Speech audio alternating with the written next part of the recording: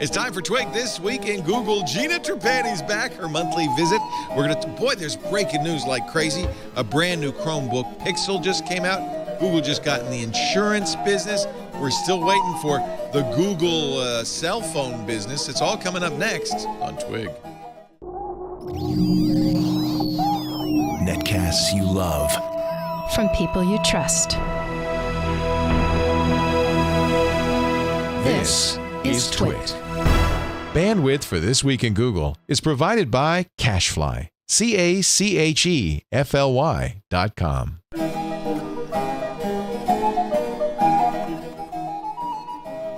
This is Twig, This Week in Google, episode 291, recorded March 11th, 2015. Uber for Metaphors. This Week in Google is brought to you by Casper, an online retailer of premium mattresses for a fraction of the price, because everyone deserves a great night's sleep. Get $50 off any mattress purchase by visiting casper.com/twig and enter the promo code TWIG. And by HipChat. Collaborate, save time, be more productive with your teams. HipChat is IM, video chat plus file, code, and screen sharing all in one place. Invite your team members and get a free 30-day trial of the full version of HipChat at hipchat.com/twig. And by Shutterstock.com. With over 49 million high-quality stock photos, illustrations, vectors, and video clips, Shutterstock helps you take your creative projects to the next level. For 20% off image subscription packages on your new account, go to Shutterstock.com and use the offer code TWIG315. Time for Twig This Week in Google, the show where we talk about Google, the cloud, Facebook, Twitter, media, news, anchors, whatever we want to talk about. Jeff Jarvis is here from his waterlogged office at the City University of New York. Good to see you, Jeff. I'm in a little tiny spot here that's big enough for one chair, sitting up against a filing cabinet with my microphone here, trying to act like, no, this is normal. That's the beauty of podcasting. I'm on TV. You can do it from any crappy corner. Doesn't really matter. That's exactly where I am. You see behind me where they store the sodas for parties. In your office? No, out in the hall, but they had to move all of the cabinets away from the opposite walls to cut. They cut like 1.5 feet in the bottom of numbers and numbers of walls around here to then go up and dry it out. And God knows what they did. There was a snow emergency. It snowed. It froze. It froze and then hell, it melted. Hell froze. Oh, it was frozen pipes? Is that Wait a minute. Who's that? Wait a minute. What? Wait a minute. What? Wait a minute. What? Am I dreaming? Deja vu? Am I dreaming? Did I lose my mind? It's Gina Trapani. Deja Gina. Am I back in 2014? I know, crazy. Oh, it's so Gina, we love you. We miss you. How's everything going at Think Up? Things are good. Things are good. Thank you. Yeah. We actually just launched a new insight last week. It's Think Up lets you know now when your friends have changed their avatars, so you get to admire high res, beautiful pictures of your friends when they change up their avatar. So that's been really fun. I asked you this before. Mm-hmm. Is this Ruby on Rails? What is it? What is the? This is a good question, Leo. Well, Think Up started off as an open source project. So one of our requirements was like, hey, somebody should be able to run this on the simplest, cheapest, hosting package. So it's PHP. So it's a LAMP stack. It's it's old school LAMP stack. There ain't nothing new or fancy going on here, much to my chagrin. But it's old technology that works. So it feels very modern. I guess that's the design, right? It's the design, right. Yeah, but the back end is just is straight PHP, which so nice. You know what? It's easy to do. It's easy to maintain. I'm all about the Node.js and I know you're like fancy Node JSON man. And all that stuff. You're all about the JSON. No, that's the right way to do it. If I was building what you were building, you choose your technology on what you're building. That is the right choice. I'm very proud to say though that the great team that's doing this at Four Kitchens has already contributed some of the code back to the Drupal core. So we're not core. Oh, good. Maybe it is core. But so because we're using an open source CMS, Drupal, as the backend for the API to serve the API. Actually, all the stuff we're using is still open source. Node's open source, right? But yeah, they did something cool, I guess. I don't understand it, but they said, hey, yeah, we contributed it back. So that's nice. That's awesome. That's a good feeling. it's a great feeling. If you're using open source software to be able to contribute back to it is great. Anyway, Gina said when Gina left us, I don't feel so bad. Yeah, there you go. Right. When Gina left us, she said very kindly she'd come back once a month. I mean, she's got to focus on her startup, and we understand that. But it's really nice to have you. You were on All About Android last night. And that was a lot of fun. It's great to be here. You couldn't be completely rid of me. Yeah. Never. That's why, by the way, chat room said, did Jason think I was talking about him when I said, but that's why I always say Jason. Yeah, it always throws me off. Just to make sure that you understand the distinction. I like to think that I'm that important to the website. You're using Jason. Yeah. We're using Jason to deliver our shows in more ways than one. I've never been busier than I am right now. There is a lot of Google news this week, but I think we're going to start with the one that Jeff Jarvis is so most excited about, which is the new. This happened minutes before the show began. The new Pixel's here. Oh, I should say, by the way, I got to explain this. And this only matters if you're watching live. We flip-flopped Windows Weekly and Twig today because of travel schedules. Jeff, you're going to Madrid. Right, tonight. Yeah. And then Paul was just coming back from Colorado. So it worked out great. Everybody was happy. But if you're tuning in and you're saying, where's Windows Weekly, that'll be after This Week in Google, this week only. Yes. Anyway, new Pixel is here. Apparently, it's been seeded to people because TechCrunch has a review. The Verge has a review. Wall Street Journal has a review. It's up on the rundown, too. They like it. I would have given one to Jeff Jarvis, Google. I really would have. Well, yeah. I mean, give. Just let me review it for God's sakes. Yeah. I'm your only friend in Pixel Land.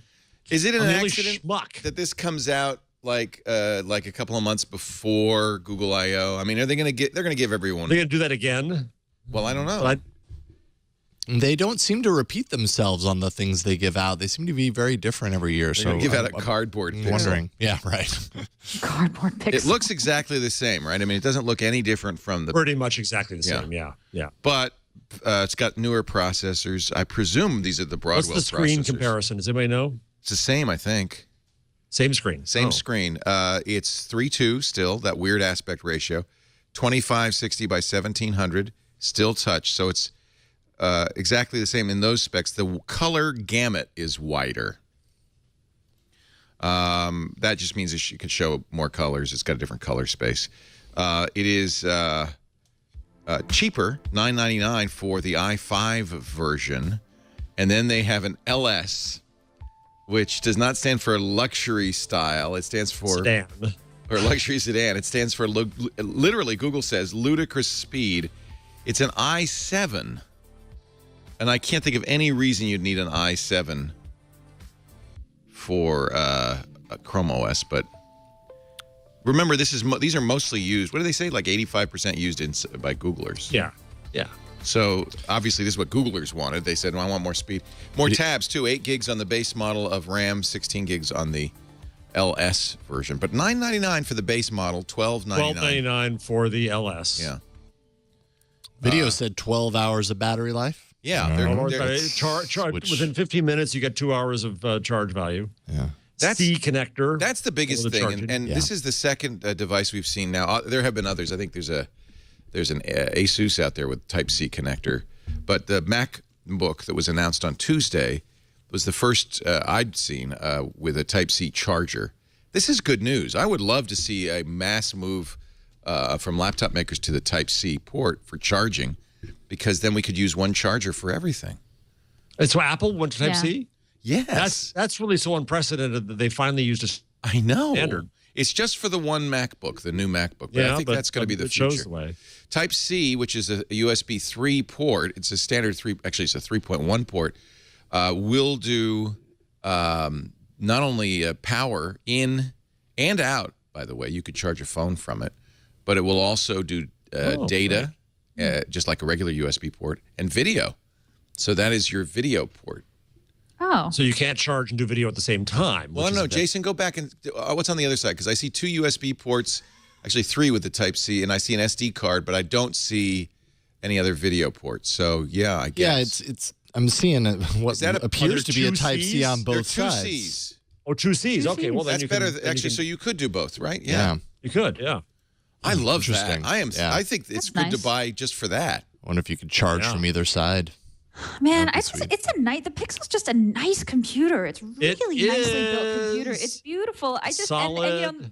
The price drop is nice, but you know what? Get it down to 800 and then talk to me. Like it just seems like jeez. I know. I'm asking a lot. No, it's a beautiful computer, but look at the Wall Street Journal headline. I don't think it's that far off. Gina Trapani, What was the Wall Street- she doesn't buy retail. $9.99 for a laptop that only surfs the web. That's such a lie. First of all, it doesn't just only surf the web. I don't blame Fair. the writer. That's the headline. That's a Headline writer wrote that.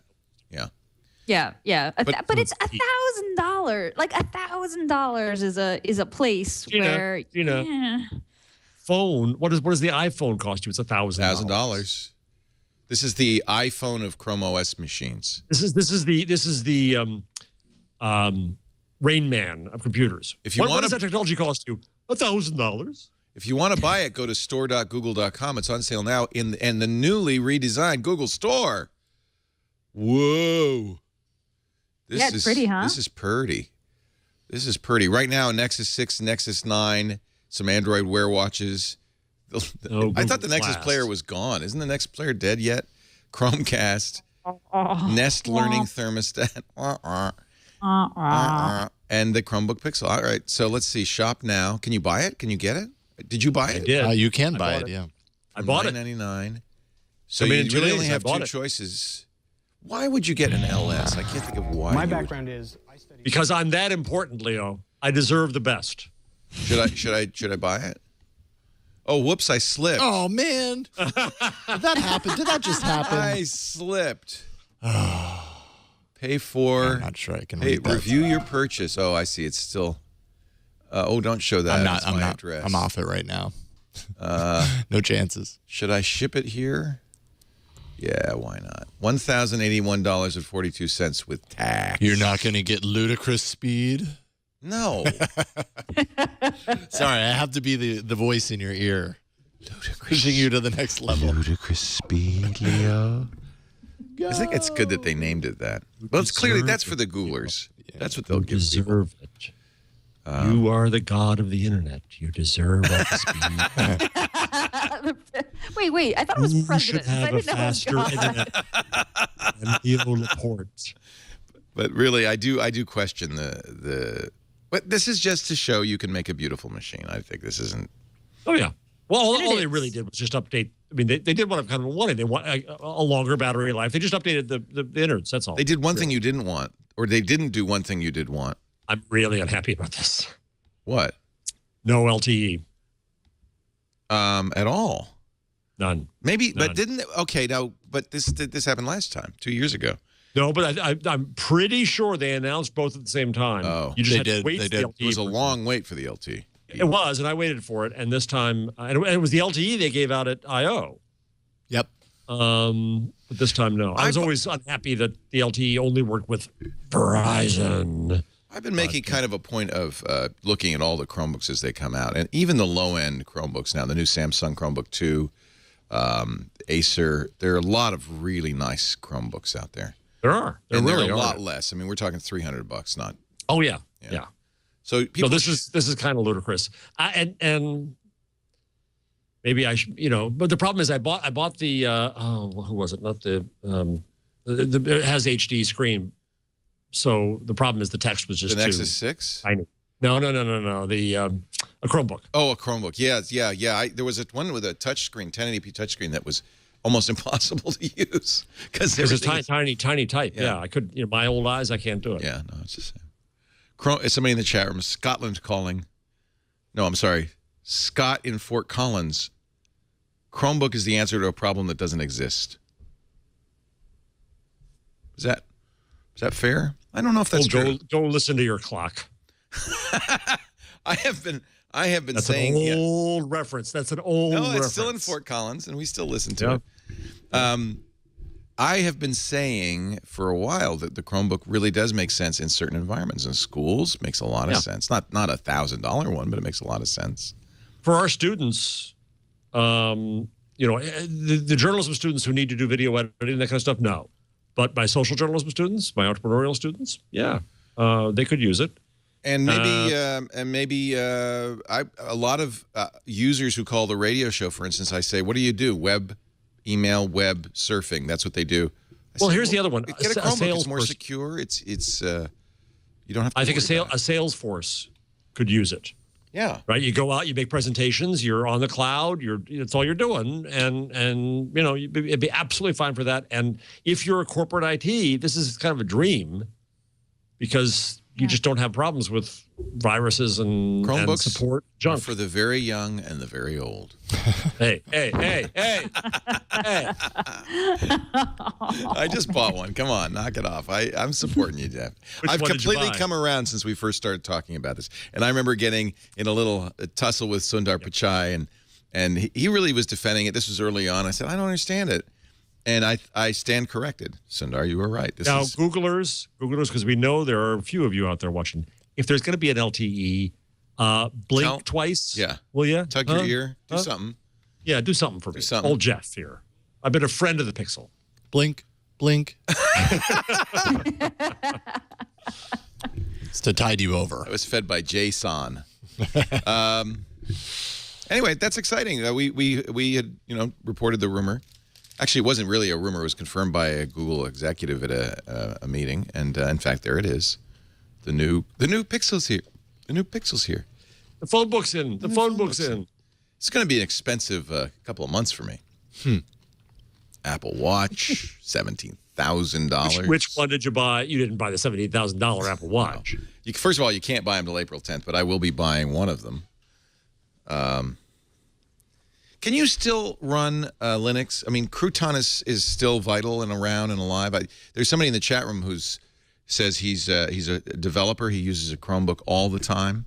He uses Linux editors. The problem, unless they've changed this, the problem is you needed, at the time, you needed dev mode, so it's flakier. Right. And then you couldn't, now you can reverse, but you couldn't reverse at the time. Oh, really? Oh. Once you went ahead, you couldn't go back. That was a commitment. Yeah, and so you could rebuild with a stick, with a USB, an image. Right. But it was a real pain in the butt. Chrome Linux, he's in the chat room right now. What is your suggestion for doing that? Is it still Crouton? I guess, it's a little tricky to install, but you did it, right? It's not that, even if I can do it, I went through a few bad detours, but I finally got there, sticking my tongue out the whole time. But if you're a Linux jockey, then you're going to be able to do what I couldn't do. He uses Chromebuntu. He says Chromebuntu is better than Chrome. What I don't know is, does that work with the dual boot? It's not really a dual boot. It's because it's the same kernel. You can start up. You can. The great thing is you can flip back and forth with a key. You don't have to boot. Right. That's what's so amazing about it. Yeah. Making me want to do it again. But I don't know what to do with Linux. You showed me that. I feel like you were in the backseat of the car on the way up to Petaluma on a trip. Yeah. Yeah, that was good. You see, I've gotten you slathering over it a few times. So the nice thing about Chromebuntu is it supports. So the Pixel is an Intel x86. Most of the other Chromebooks are ARM, aren't they? Or many of them. Some are Atom. There's a mix, but Chromebuntu apparently requires Intel. Is that it? Okay. So I will look into this because that sounds like what I want to do with my old. I'll do it with the old Pixel. Yeah. Right? Yeah, I'll do that. Chromebuntu is also dual boot, says Chrome Linux. You repartition your drive. So that would be an argument to getting the ludicrous speed version, just for the that's why. hard drive. Yeah, if you're a Googler, that's using it with Linux, then that does make sense. So you don't have that. RAM. Crouton is the one that lets you do the flip back and forth by pressing a key. You cannot do that. I thought there was a form that would allow you to run a Linux window on top of Chrome OS. That would be my ideal. If I had a little bash shell on top of Chrome OS. What did I? Can you do that? Maybe not. It sounds familiar. I thought Crouton could do that now. Anyway, I will. Yeah, I don't. I mean, it's been a year and a half since I ran it. Yeah, I'll have to do some research. The other problem was at the time I couldn't get Netflix on the machine because Netflix wouldn't operate in dev mode because it wasn't secure to Netflix definition. So that's big story numero uno. Not much more to say about it except Why, I guess, is the question, does Google continue to make $1,000 Chromebook when no one else does? It's 3 times. Well, I mean, besides Googlers, who's the market for this? And besides Googlers and Leo and Jeff. Me. Yeah. Leo's not really a market. Leo buys everything. I literally buy everything just because we want to review it. And Leo is the Mikey of technology. Well, since Google doesn't, like seed one to me 3 weeks earlier, and I wouldn't want them to, because then I would feel obligated. So I would have reviewed it. You would have done it. I buy it anyway. I bought my last one. I buy this one. Yeah. I did not buy the last one. I should be clear. That was a Google I/O gift. Yeah, too. Me too. Yeah, me too. When my wife left her job in San Diego, she handed in her computer and her phone, and I gave her the Pixel, and we got her Nexus 5, and she's still there? She loves it. It's her main computer. Interesting. She loves it. Well, there you go. Yeah. Well, there you go. Once I got the printer working, that was the one thing. Once I got Cloud Print set up, I expected her to come to me and be like, I need to do this and I can't do it here. It hasn't happened. It's been over a year. And sometimes I see her using her computer and I'm like, oh God, that's such a nice machine. It is really pretty, isn't it? It's weird that it's 3.2. Yeah. It's so strange to see a square screen in this day and age. So do you guys still use your Nexus 6s? Yeah. I'm 1+1 still. Yeah, 1+1. But I'm 6. Well, you're in luck, because apparently this Google wireless carrier that they're about to start, an MVNO, that is the weirdest thing of all, may only work with a Nexus 6. We still haven't got confirmation, or have we, that they're going to do this? Wall Street Journal leaked it out. Pichai teased it at Mobile World Congress. Yeah. But I don't know if we have exact confirmation of all of soon. these details. Yeah, he did say soon. Like the next few weeks. So we're still waiting for the other shoe to drop on that. That could happen any time now. But the rumor is, first of all, it will be an MVNO, mobile virtual network operator, with using both T-Mobile and Sprint and Wi-Fi, and will seamlessly hand off from one to the other, depending on which connection is better. And it will be much less expensive. I think that's the only reason that Google would want to do that, is because the price would be so much better. But the Wall Street Journal also says it will only work on a Nexus 6. And that, I don't know if that's a technical... To start. That might just be to start. They do say that it's not going to work on older Nexus devices. So if you have a Nexus 5, it wouldn't work with it. And I don't know if that's a technical issue or not, because I had a Republic Wireless Moto... I think it was a Moto G. I can't remember. It was a Moto of some kind from a Public Wireless that did the handoff from a Sprint to Wi-Fi, and it did it seamlessly. It did it beautifully. I actually tried it when I reviewed it for Before You Buy. I started a call in the house. Actually, what I did is I called my voicemail and started leaving a message in the house, got in the car, drove away, and at no point was there any audible handoff, and I just went from Wi-Fi to Sprint seamlessly and beautifully. So there's a piece I just put up in the rundown from Kevin Werbach, who's from the Wharton Business School. Kevin's brilliant about this stuff. He worked with the FCC. He knows his stuff really well. Good. He argued that this is the Uber of wireless. Yeah. That it disintermediates because what it means is now anybody can provide wireless to the thing. And you go back and forth. It's going to help you to the hit on best. hot women. No, that's not what he meant. I really want to retire this like Uber for phrase. I know. I heard you moan. I'm so tired of. Okay, but it'll be something else next month. These things. This has been the like Uber 4 though has been around. This has been sticky and persistent. Yeah. Nothing against Kevin, and I totally get what he's saying here. But he says he doesn't like it either. Yeah. But having said that, he doesn't. So he also says that this is one of the reasons they're going to use the Nexus 6 is, I know. Thank you, Jason, for highlighting. I hate the X of Y comparison, writes Werbach, but I can't think of a better way to describe this. I'm not saying. I'm just saying. I think that's a fine thing to say. It's specifically the Uber 4 because that has been. Like Uber 4 is like Uber for weak metaphors. But okay, all right. Or analogies, I guess I should say. Basically, Gina, you are the Uber for... No. I'm the Uber for anti-Uberness. Yes. Okay. Well, let me say what he means by this. And I think, actually, it's Tim O'Reilly who created this metaphor. But he said, Riley said, Uber is an example of the Internet of Things. Cars become the network devices with phones as sensors. This is Tim, classic Tim O'Reilly, because he's able to kind of out of the box kind of think about this stuff. And I think that's a very interesting and apt way to put it. So the idea is industry as a service. So eliminating kind of the friction, the commerce friction, and just having it be kind of, you just press a button, the bill's paid. It's all magical kind of. I think this is great for Google. I think what Google wants to demonstrate is that it's possible to have a good wireless carrier. I wish they had bought that 700 megahertz spectrum. It was very expensive. Yep. Verizon got it. But it would have been great to see Google really go all in on this. However, in this case, they're going to be able to sit on top of existing networks, get a much better deal. For some reason, I never really understood. Sprint resells its wireless service for much less. You can get Sprint from much less expensively than buying it from Sprint directly. I actually think all the phone companies do this. So, and Werbach labels this as a trial, and that's why it's Nexus 6 only.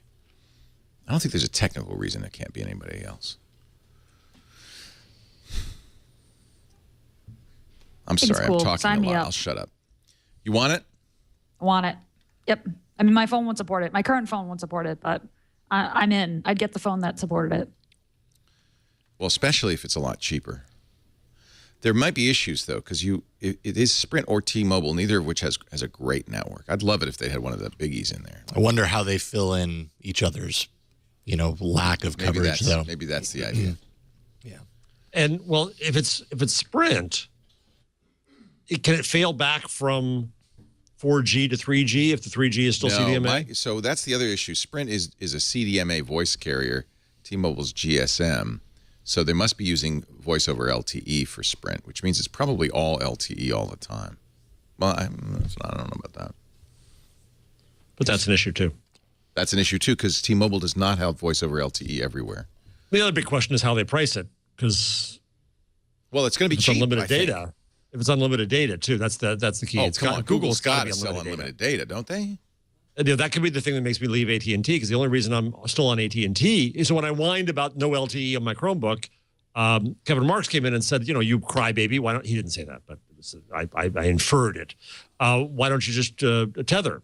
And I said, A, because it's a pain in the butt to do that. My current Chromebook just goes online. And B, I'm still on the grandfathered AT&T plan, which doesn't allow tethering. But Chai said they are not competing on price, though. So here's the other interesting thing. They're not the first company to think of this. Xfinity Comcast has for a while, and has been getting heat for it, remember, been taking, if you're a customer and you have their Wi-Fi access point, been using some of it for Wi-Fi access everywhere. So everywhere in Petaluma pretty much now I have Wi-Fi, because there's so many, it's a Comcast neighborhood, and there's so many Comcast users with Xfinity Wi-Fi access points that I get free Wi-Fi everywhere I roam. And actually, Werbach speculates that maybe Google's thinking about doing a deal to get access to that Wi-Fi. Then it would be cheap, right? Because you'd rarely be using minutes. Yep. Mm-hmm. And then maybe put some balloons up. And who knows? Loon would not be a good choice for this. I think latency would make that an unappealing choice. And actually probably somewhat related, but the latest version of Android 5.1 just pushed out a couple of days ago. And one of the features of that is for Android to recognize whether a Wi-Fi signal actually has internet access or not, and if not, to just bypass it altogether. Wow. So it doesn't just connect to it, and then you realize you can't get anything from it. So if you're hopping around all these Wi-Fi networks, that actually makes a lot of sense. I'm going to repeat, because that's all I do is repeat myself. I'm going to repeat my desire from last week. I want a standard that says, I hereby agree to whatever stupid Wi-Fi rules you have. Just go ahead and connect me. Yes, I won't do anything bad on your network. I don't know how I would. Just connect me. Just get me past the blah, blah, blah. Yeah, sign me in. Oh, it's cool. And it's such a torture so in to have that case, to. you wouldn't connect to one of these networks that has the sign-in page where you have to agree, and because that is not internet access. That's intranet access. And Gina, how often do you run across a network like that? I hardly ever see those networks. So there's got to be something else happening here that we don't realize. I mean, if you are a Comcast or a Cablevision subscriber in my neck of the woods, yes, you can go on but you're already authenticated as a customer. Unless is Google going to do a deal with the cable companies? I can't see that happening because they're competing with them. I don't see that much open Wi-Fi in the world anymore. Remember those days of what do we call it? Spotting. What do we call it when you went driving on the road? War driving, baby. War driving. Yeah. Wasn't that quaint? Look, there's Wi-Fi here. Isn't that cool? Yeah. The phone book's in. The phone book's in. Not anymore. In fact, somebody's saying in the chat room that Cablevision sells Wi-Fi only phones in your area. Yes, they do. Wow. I can't. A Wi-Fi only? I guess you know what that would work for? Your kid at school. Maybe. No, because the whole idea, I guess Cablevision is doing the same thing Comcast is doing, which is using a little bit of borrowing a cup of access from you so that anybody walking by can use your access point. Is that and I also think, I'm not sure that, I see these connections come up most often when I'm in commercial places. So I think they must put access points around on poles and things too. I don't know. I've been meaning to ask about that. Maybe someone in the chat room can answer it. Well, because that's it's where when I most often see it, it's in commercial spaces. Yeah. Not, I'm not in a residential neighborhood where I could be anywhere near somebody's Wi-Fi. Well, that's what's so weird about Xfinity Wireless. It's most strong in residential neighborhoods. I've been able to literally just walk through small neighborhoods and never leave Wi-Fi. It's amazing. Wow. Yeah. That's. Oh.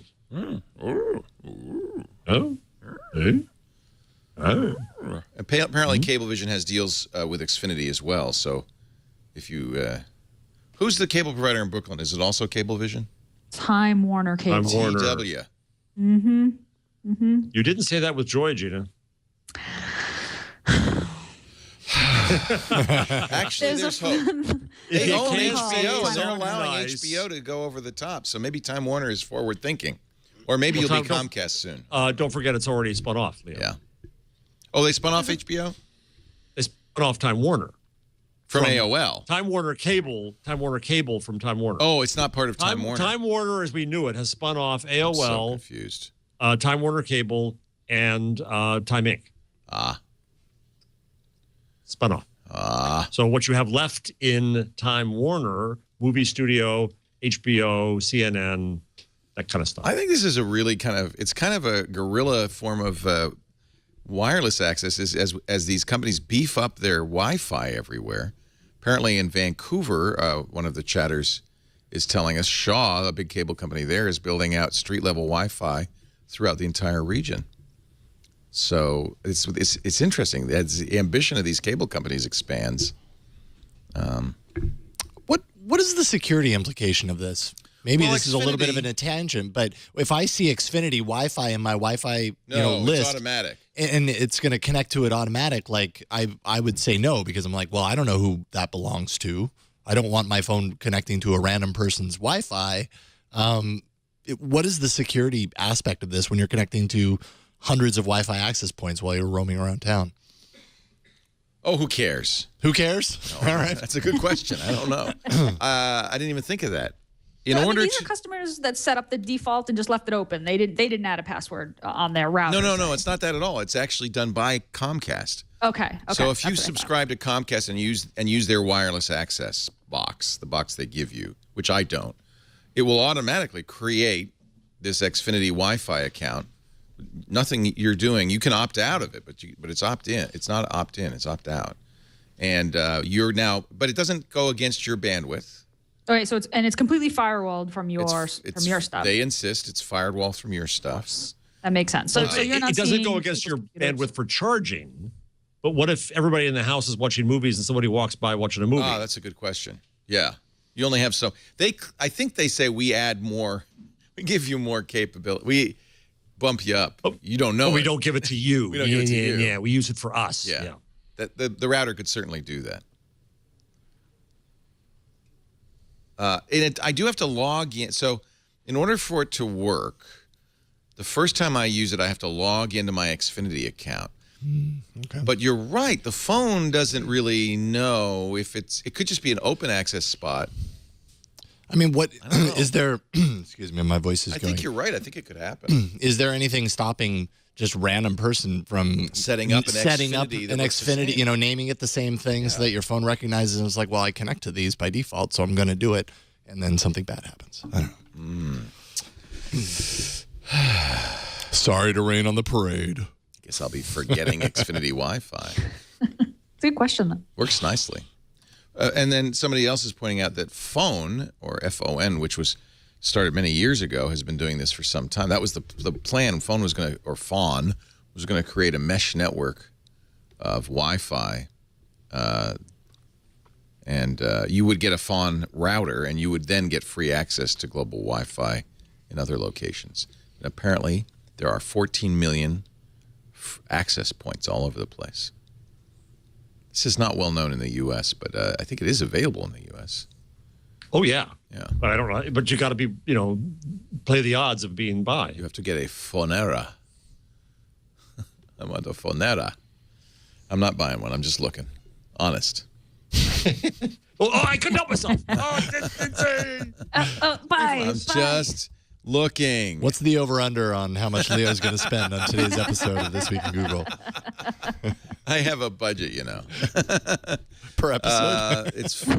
You can tell it's a European country. It's $49,00 USD for the gramophone or the Phonera, or you have Phonera for business. Let's see more details. So it's a little doohickey.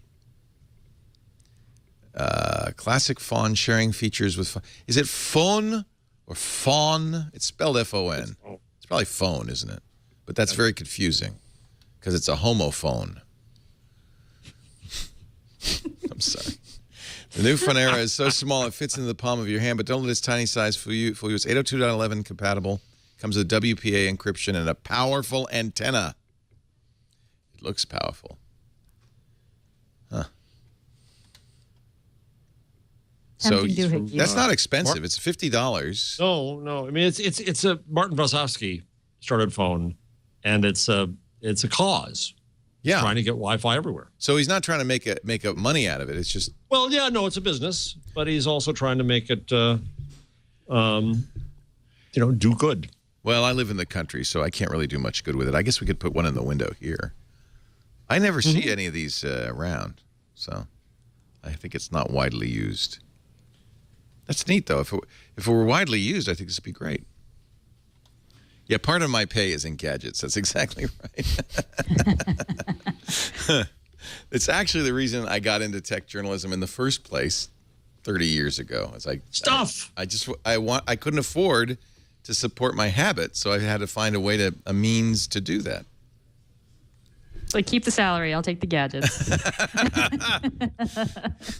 It actually kind of happens that way. Lisa will say, you know what? So what else is new? She'll say, your draw this month is all in gadgets. What else is new on this store? It's a new design. It's pretty. But nothing else is different about it.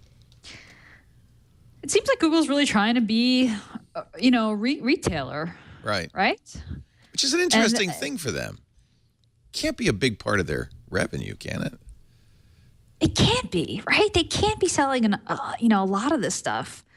But they have to make it accessible. They have to make it accessible, and they've got more and more stuff to sell. I mean, if you go to a Best Buy, the Google section gets bigger, and I mean, this is a good looking site. To that point, they just opened a Google store in the. I'm so jealous. Why the UK?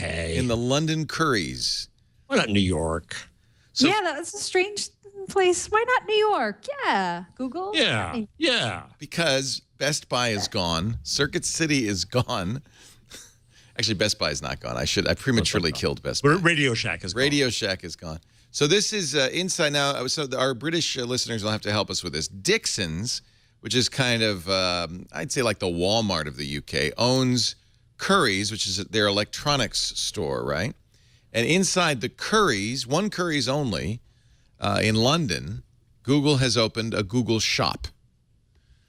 And it's not big. It's kind of, we used to see those in Best Buy's. Apple had an Apple store. And Well, you have it at Best Buy now. You have huge Samsung, Sony, Yeah, Samsung small does it. Google, Yeah. big Microsoft. Very common now. So it's in the Tottenham Court Road Curry's PC World. I've been in there. Have you?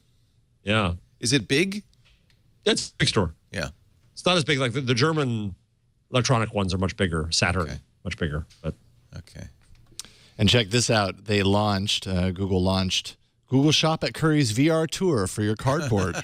Nice. So you can get Nice. a now we can walkthrough see. tour with. We can find out. So it's not. I mean, Google's done this kind of thing. I remember in Terminal 2 at SFO, the Virgin Terminal, there used to be a That's little right. Chrome kiosk there. You can, Right. Mm-hmm. they've done Chrome shops. Android. There's an Android Land shops in Australia. They have done Chrome stores before. In fact, in Curry's. I've actually argued for some time that they'd be wise to, I mean, in Europe all around, it would have been wise to have had Google retail presences just to make friendlier with the world. Right. Oh, you know, That's folks what this come is, in I think. and play, but don't just play with the hardware. Play with Google Maps Right. and understand what it can do. And you know, go into that geodesic dome we've all been in at I/O. Listen, this is the description. The shop will host regular classes and events, including tutorials about online security, as well as how to use Google devices. It will also hold virtual space camps to teach children the basics of coding, open house events where teachers can test potential educational tools. You're right. This is a PR effort. Which they should do more. Yeah. By the way, what's the security lesson? Buy a Chromebook? Maybe second factor authentication on your Google Okay. accounts. All right. That's true. That's true. Yeah. And then if I were them, I'd put some more information on making and storing secure passwords. And there's The other there's thing stuff I they think, could do. I maybe they think this is cheapening the brand, but I don't think all of us who've ever visited the Google HQ, you know, Valhalla, Yes. beg for a walk into the swag store. To the swag store. I was just gonna say that every time, the few times I've been to the campus, same thing. The group I've been in, it's always like, when do we get to go to the store? And the store is just packed full of, you know, stuffed androids and T-shirts and all kinds heaven. of gear. And I mean, it's merch, and people love it. I bought stuff there. People love it. You know, And imagine if over Europe you started seeing people walking around with Google T-shirts. Yeah. As It's long as good they didn't PR. get hit with eggs. And maybe it's no accident they're doing this. They're doing this in England, and maybe they will do it in Germany and the rest of Europe. The shop includes a large screen called Portal that will allow users to fly around the world using Google Earth. There'll be a doodle. Okay, so they're doing that. Yeah. Right. There'll be a doodle wall where wannabe budding artists can paint their own Google logo. That's all you can paint, though, is a Google logo. So, and there it is. See, well, you can paint within the Google, and then a Chromecast pod where customers can watch Google Play music, movies, and YouTube. In Mountain View, they have from whatever conference they did it for, they have a selfie booth, which is I very like popular that. there. Yeah, We they used should to do call that. those photo booths. You get a Exactly. strip of 4 black and white pictures of you and your honey making funny faces. But now but the difference is this is an Auto Awesome photo booth. Yeah. Nice. So whatever you do becomes Auto Awesome. Awesome immediately, and then you can share that. Be awesome. We're watching. Yeah. makes you look really good automatically. And another breaking story. Google's been busy. We have 3 breaking stories today. Google has launched an interactive events app for Android and the web. Now, is this the real launch? It got kind of snuck out like yesterday, didn't it? This is the real thing now, huh? Interactive-events.withgoogle/web. Whoa. And here's a rolls legal off the disclaimer, which I have to accept. You know, they didn't have to make this such small type, but I guess if you're doing a legal disclaimer, you should. Why? Nobody wants to read this. Yes, we know you collect information. That's okay. I love you, Google. Sign in with Facebook, LinkedIn, or GitHub. Yeah, let me log in. Oh, that's new. interesting. That's interesting. Or Google, which I'm using. I have no events. Oh. Oh. Well, what good is this? Oh, so what is this? So if I had an event code, I could put it in here. What does this do? God, this was such a promising onboarding, and then it was like nothing. onboarded me to Nowheresville. You have nothing, Leo. You have Take nothing. the last train to Nowheresville. It makes me feel bad about myself. I have such a boring life, too. You have No no events. You have No no events. life. Can somebody give me an event code? Please. Please, sir. Interactive events. I don't understand what I mean. Is this like an upcoming kind of thing, or what? Let's see. I'm going to show you something I really like that I just found out about. Have you heard about Forecast? FOREKAST.com? No. I should have made this my pick of the week, my tool of the week. It's an open source karma-based calendaring solution, the crowdsourced calendar of the internet. So you can add stuff to it in different categories, and then you can vote them up. So the stuff that is voted up is what you see. So here is somebody who, Angelica Kalika, was mirrorcasting from the NASA test firing of the largest, most powerful booster ever built for NASA this morning. Ryan Hoover was doing Product Hunt Radio with Meerkat founder and others. So these are, and I'll log in, but I guess I'll do that off camera. But it's kind of cool. So you can add an event. It's kind of like Product Hunt for events, and then people vote them up. It's neat. Tomorrow is Alfred Hitchcock Day all day. The live stream of the Atlas V rocket launch. Facebook warns that your page likes may decrease substantially tomorrow. Sid Meier's Starships releases. So it's kind of like a geek calendar. And then, of course, Friday, South by Southwest. South by Southwest. Do we miss that, folks? Are you guys going? No. No. I missed the South by Southwest of yesteryear. Although I joined Twitter at South by Southwest 8 years ago. Wow. Well, and that's when South by Southwest was very Pioneer relevant. lady. Yeah. And even then, I was like, this thing has jumped the shark. So I don't know what that says about me. It's already big in South by. Forget it. Get it. So 8 years in 2007. Yeah. Yeah. Yeah.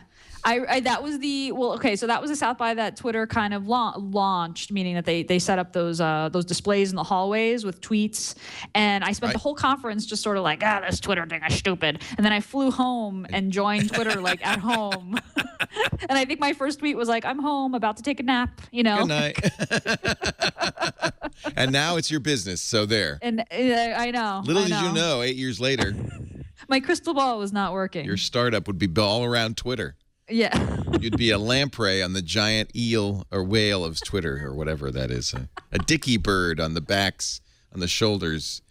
So the interactive service is meant for Google's things. Is for Google I/O, events. for example. So So that's every when year we'll they use it. release like an I/O app or something Yeah. like that. Instead, there's this. You plug in the event code, and then you can do things like interact with speakers, take notes, Got it. participate in Q&A, all that So kind of unless stuff. you have all a these- code, it's meaningless. Yes. Yeah.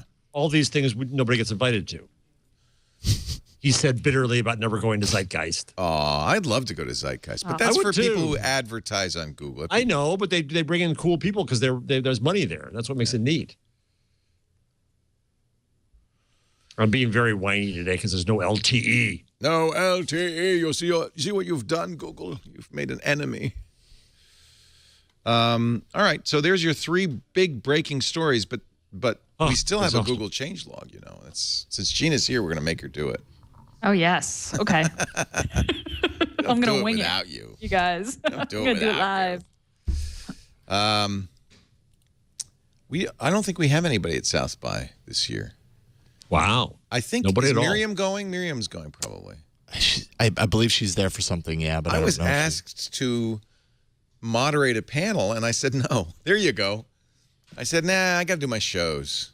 Yeah. Because I would have may I missed the ask, shows Leo? next week. Huh?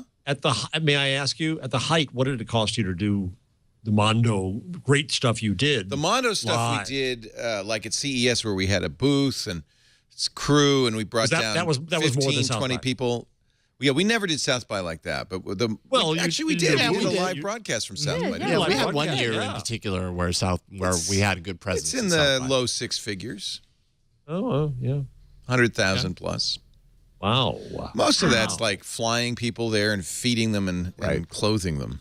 Well, you feed them well, too. It's like I have Had a a great homeless steak. encampment under my back. No, we did. We had that. Remember, we had that lovely dinner at the Brazilian sword Yeah. Brazilian sword meat steakhouse. place. Yeah, Yeah. that was fun. If I had Meerkat then, I would have meerkatted it. Oh, that's right. There was that one. What was that? Was that the event that you had the camera on your back? I did. That giant backpack camera? I did. So I Yeah. turned on the live view. That was right before the crowdsource. I turned on the live view, showed them the bill, and was like, and then we went over to Stubbs Barbecue. I walked to Stubbs Barbecue from there. Thank God, otherwise I would Podcasting along the way. Podcasting or streaming on video along the way, and then did the crowd surf. Yeah, those were the days, weren't they?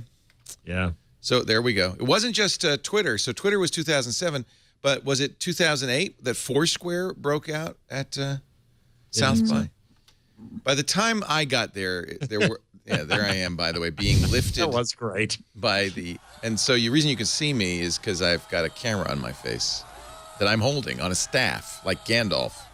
Aiming, You got the pointing at selfie my stick. face. And a selfie. It was the Oh, original. you were there selfie before stick. everybody else, Leo. It's a Wow, streaming look at selfie all stick. that hair. I had hair, and look at the Wow. backpack, which is the streaming unit, is like a 30-pound backpack. Yeah. I feel like Dan Rather at the 1968 Democratic Convention. In fact, or that Doonesbury guy with the satellite dish on his head. Yeah, that was a lot of fun. But what we realized quickly was it's just a party. Yeah. There's no news. No. And I think Foursquare was 2009. was it 2009? Okay, so there was nothing in 2008. Oh, I feel maybe like there was something in 2008, but it was I think it's Gowalla. dead now. Friend feed. Oh, Gowalla. Because that was an Austin company copying Foursquare. Oh, the day. Those were the days. All right. I think this would be a good time to take a break. Come back and do the change log. What do you say? There's still a Sounds ton good. of news. We've got Google's CFO is moving on, wants to spend time climbing mountains with his lovely wife. Did With you as much read? money as he has, people I can know. just carry him up the mountain. Did you read Pichette's goodbye letter? Did Yeah, it make you right. want to quit? Made me Oh, want to God. quit. Yes, it did. And you're your own I'm not gonna boss. read I this. can't quit. But it made me want to. I'll read it out loud. We'll do a dramatic reading. Oh, boy. And it'll make you all want to quit your jobs and go travel the world. Nest is looking for a head of audio. What could that mean? And Google Compare finally launches. We've heard it was going to, but it's here. There's a lot of new stuff. It's a good week if you're a Google watcher. Oh, and then I want to talk a little bit about GigaOM. I think we have Oh, to. yeah. I want to hear. Yeah. Okay, I good. think we have That's to. good. It's good stuff. But first, let's talk about my mattress. Somebody said, I could tell Twit has jumped the shark. You're doing ads for mattresses now. When you find a great mattress, even geeks have to sleep, my friends. And this is, all of the advertisers we have are tied in some way to the new economy. And that's really, I think, if there's a common thread, they may not be tech companies. Casper isn't exactly a tech company, but it wouldn't exist if the internet didn't exist. Casper is one of those companies that is redefining what commerce looks like. And it's an interesting one. It's a challenging one because people say, well, I need to lie on the bed before I buy the bed. But I got to tell you, 5 minutes on a bed, and I can tell you from personal experience, 5 minutes on a bed in a showroom where the sales girl is looking at you and your wife and waiting for you to do something bad is not a great way to figure out if that mattress is comfortable. We bought a mattress and we didn't like it. It was too firm. Fortunately, we love our Casper. And here's how Casper gets around that showroom problem. You get the mattress, you try the mattress for as long as 100 days, free delivery and painless returns within that 100-day period. So you can literally sleep on it for 3 months and say, yeah, no, it's not right for me. And they'll take it back. They'll come get it and say, thank you very much. We appreciate the opportunity that you gave us a shot. Not returning my Casper. In fact, I've bought more Caspers. Casper's in our guest room. Casper's in my son's dorm room. Well, he's in a house, so not a dorm, but he loves his Casper. Casper mattresses combine latex on top and memory foam on the bottom to give you just the right sink and bounce. They are so comfy. So comfy. And yeah, they come in a box. That was a queen-size mattress. Easily fit through the door. Simple to do. I just love it. And that's one of the reasons we got it for my son. He's up 3 flights, and he couldn't have had a big mattress upstairs. He wanted a king. Mattresses start at $500 for a twin, $950 for a king. That's a lot less than that showroom mattress, but it's a lot more comfortable. It breathes. It's cool. It feels great. They're made in the USA. Even Ozzy, the Wonder Dog, loves Casper. You will too. In fact, you'll save an additional $50 because you're watching this show if you go to Casper, CASPER.com/twig, TWIG. $50 off any mattress. This is an example this is the Uber of mattresses. An example of how the internet can revolutionize. Well, it's kind of true. Oh, you have a Casper? I'll come home with you. Yes, exactly. Make new friends fast. Yes. With Casper. It's not how we're selling it, Jeff. Sorry. Yes, but I think that's probably how my son is selling I think it would be. No, actually, they are. No, actually, on Sirius, on Howard Stern, it is how they sell it. No. Oh well, in a Lord. sense, yes. Well, let me put it this way. Henry's very happy with his new mattress, and I think it's getting a lot of use. But, you know, college kids sleep a lot. Casper.com/twig. Love it. Love it. It was so much fun when we opened the box and the mattress was... It looks Worth fun. getting just for that. I want to get one just to see it. It's so much fun. Inflate. I didn't open the box for a long time because I wanted to make sure we had all the cameras set up so we could... Because I knew it was going to be exciting. And I told Henry, I said, please make a Vine of your mattress unboxing. But he never did. I was disappointed. Anything I tell my son to do. Darn kids. Does the opposite. But that's going to change. Casper.com. My daughter's in the Big Apple right now. She went out to visit friends. And Oh, right on. you know what's neat? I'm getting pictures back. She's got so many friends in New York. It's really the place for people. She's 23. People her age really flock to Manhattan, don't they? Yeah. You should do it when you're young. It's a wonderful place to be. And so there's tons of friends there. Her uncle James, who's the dean at Yale Drama School, took her to a Broadway show, went backstage. I mean, she's having a great time. Wonderful. Yeah. Oh, right on. I said, glad to hear that. it's freezing. Why? She says, I know. I got a coat. Actually, she got pretty good weather this weekend. She did. It's kind of Yeah, the it's not cold bad. It's broke. melting, isn't it? Yeah. Yeah, it's melting. It's melting. It's disgusting. but That's it's the melting. worst time. What am I going to say? All right. Let's, can we dust off the changelog Yeah, let's do it. theme? The Google changelog. Time for the new stuff from Google. Here's Gina Trapani. Gotta shake off my ring rust here. Okay, what do we got? Thank you to Jason for putting this together. I've been so out of touch with iOS, I had no idea there was not a native Google Calendar app. Could you believe that? iOS? It's been a while. Shocking. But that wrong has been righted. Google launched Google Calendar for iPhone, a native app on iOS. And this, of course, you used to be able to get Google Calendar because I knew I had my Google Calendar on iOS when I was using it, but it used to be available only via Google Sync. This is the full tilt Android experience Google Calendar app. It's got events from Gmail support, which automatically converts emails into calendar events that have places and times and dates, assists that make suggestions for things like places and contacts, and a schedule view that I say we all. I'm sure that not everyone that listens to the show is on Android, but it really, really nice experience, has all the sort of up-to-date, newest calendar stuff. So that's available in the App Store now. And it has a widget, or whatever Apple calls them. It has an item for the notification. Oh, very nice. Yeah, what does Apple call those rich notification thingers? Are they widgets? They were calling them widgets, right? Doohickeys? Jimmy Jams? I don't know. But that's good. That's you know good. what they call it on the watch? A complication. A what? A complication? On the Apple Watch, when you have a watch face, but you can add like weather and it's called a complication. That is... It's interesting. Funny? I mean, is it joke? No, I think it's it might be a horological term. They're using a lot of watch terms in this thing.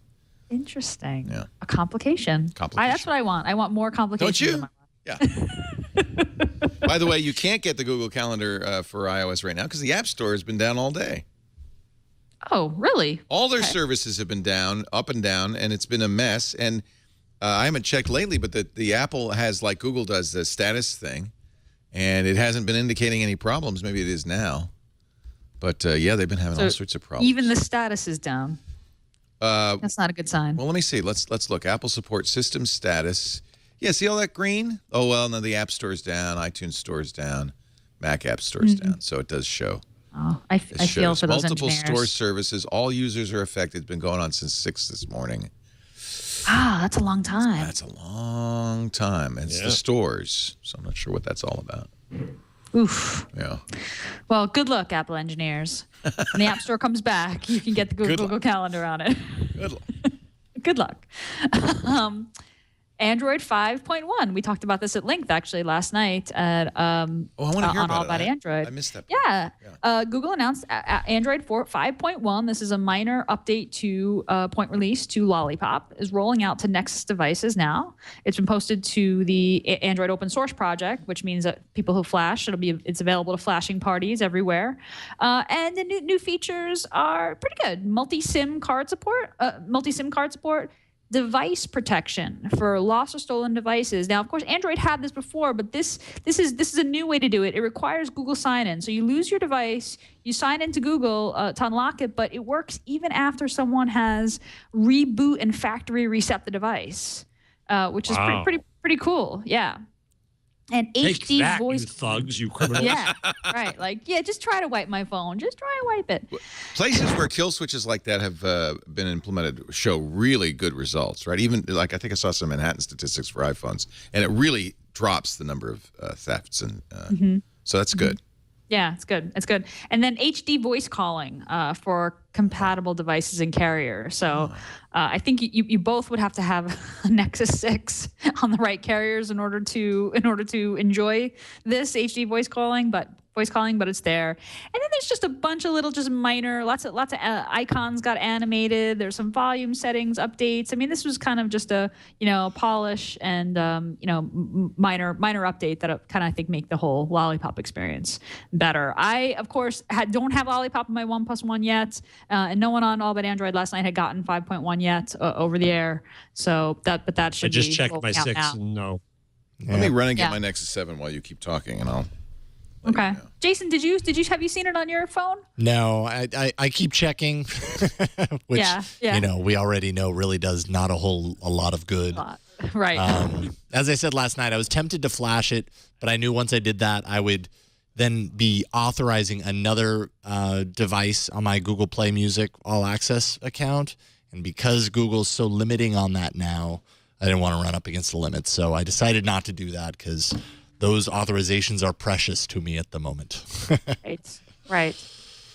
And then finally, Google released a standalone PDF viewer for folks who aren't using Google Drive.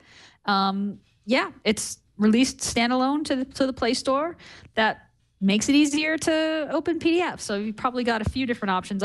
We tried it last night on the show, and it's like, Quick Office, PDF viewer, and then the Drive viewer.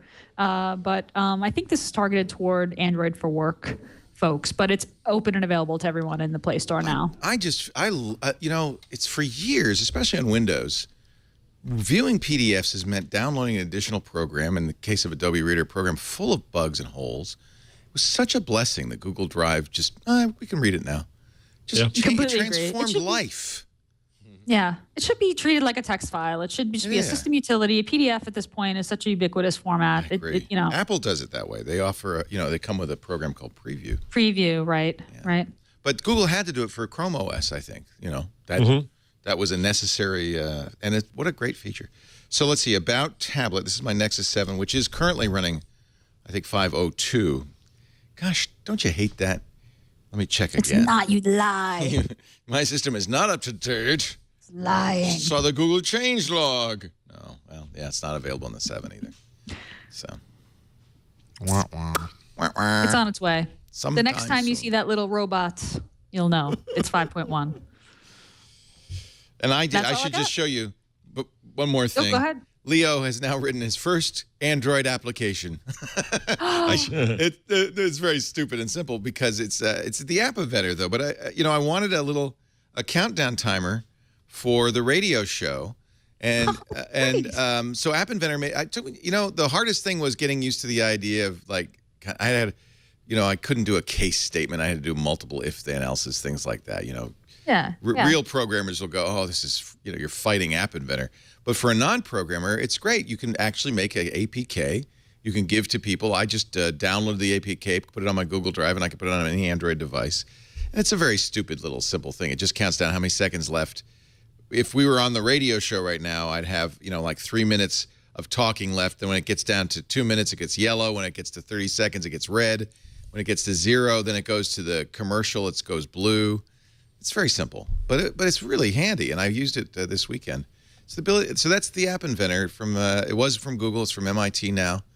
If you search for App Inventor 2, it's very easy to write and create new APKs that you can install on yours or anybody's. You have to be able to install third-party APKs, but that's easy to do. Somebody says it's counting down the number of viewers. I hope not. Oh, no. Come back. Can you go the other way? Come back, viewers. Enough about Leo's stupid app. And that is the Google changelog. Bum, bum, bum, bum, bum. It's so nice to have Gina here. Oh, it's good to hear those. Good to You're hear the those greatest. bumpers. Everything going well for you?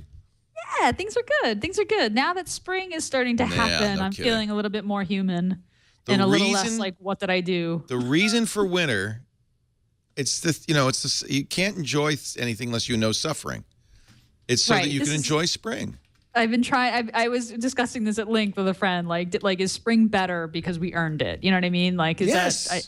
I think Yeah. so. I think so. It This is what I'm is. telling myself anyway. No, absolutely. Absolutely. Spring is coming. March comes in like a lion and goes out like a lamb. That's what they say. Have you heard that before? Mm-hmm. Okay. Let's take a break. Lots more to talk about. Our show today brought to you by HipChat.com. I'm on HipChat all the time on my Android device, on my iPhone, on my desktop. There's a web app for Linux. There may be a dedicated app for Linux. What is HipChat? Well, it's designed for teams to keep them on the same page. It's like Instant Messenger, so you'll immediately be able to use it and understand what HipChat is. But it adds video chat, document sharing, screen sharing, code sharing. It's really great for a lot of developers use HipChat. We're using it with our development team in Austin that's doing the new website. And it's like having a permanent record of everything that went on. It's real time, so it's not asynchronous like email. It's SSL, so it's fully encrypted. It integrates with 57 other services that developers like GitHub and Jira and Zendesk. So you're really very productive with HipChat. It's easy to set up, fun to use, and I'm telling you, by the way, fun is part of this. They have emojis, and there's a little plugin called Linky that when you paste a link in, it does a little preview of the page and the HipChat thing. Just little things like that make it really a pleasure to use.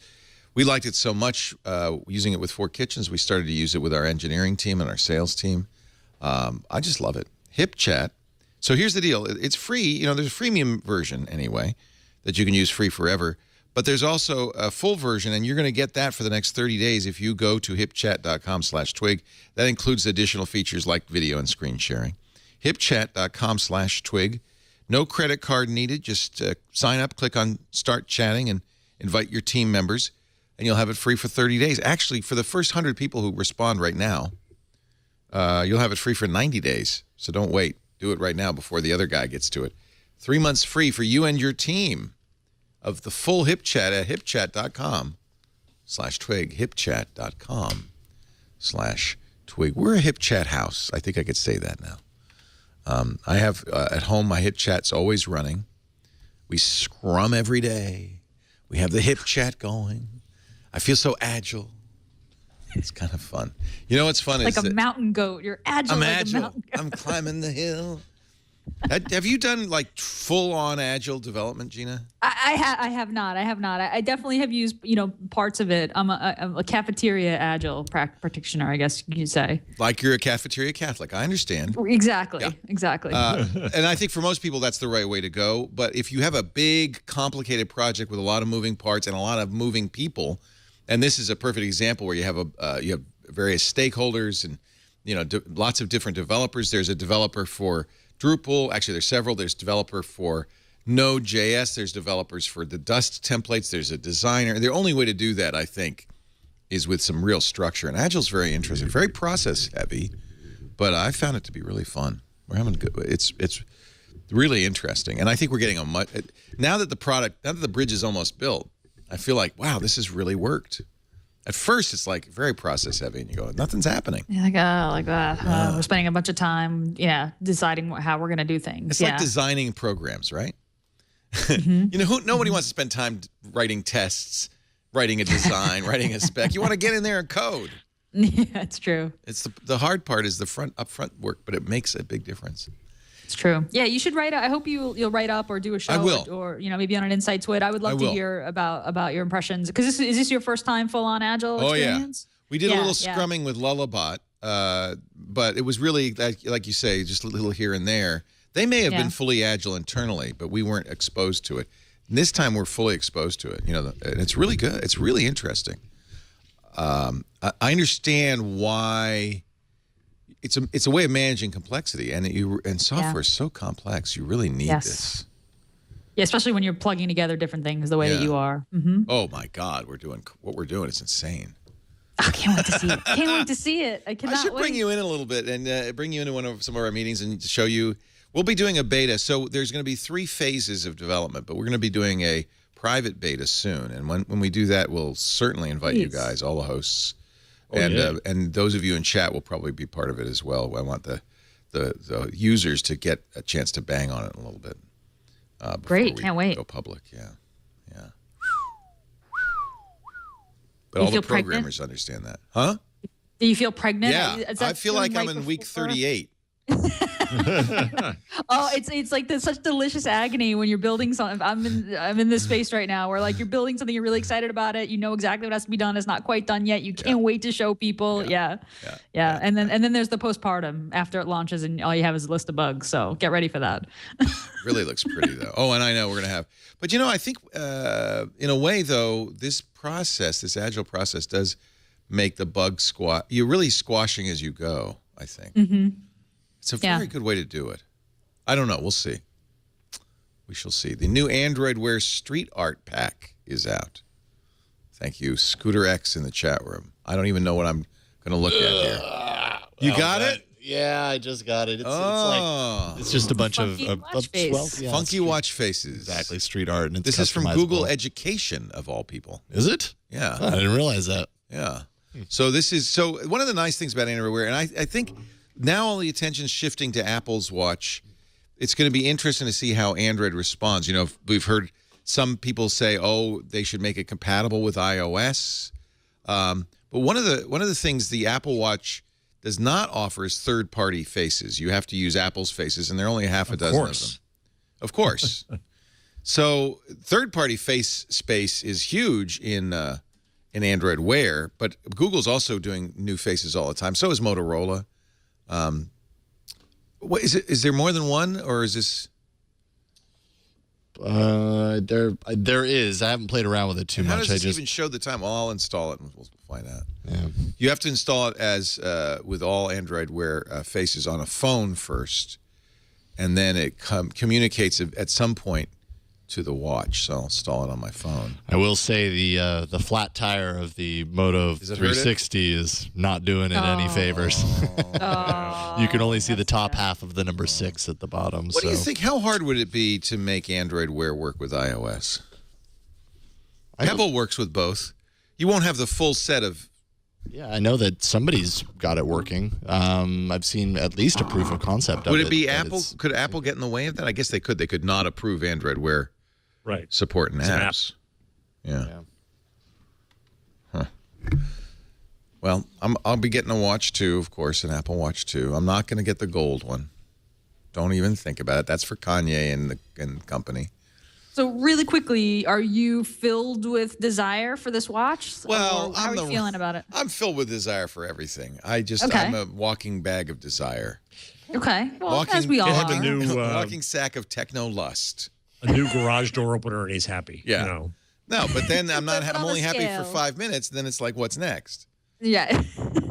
I lust for. Based on the announcement, were you excited about the announcement? Did you feel like this is something I can't wait? You're switching iOS, and you go full tilt and just and watch it up. Well, we knew everything about the watch already except price and availability. There was nothing new to say about the watch, really, pretty much. What we didn't know at all about was the new MacBook, and I'm actually really excited about that. It's £2.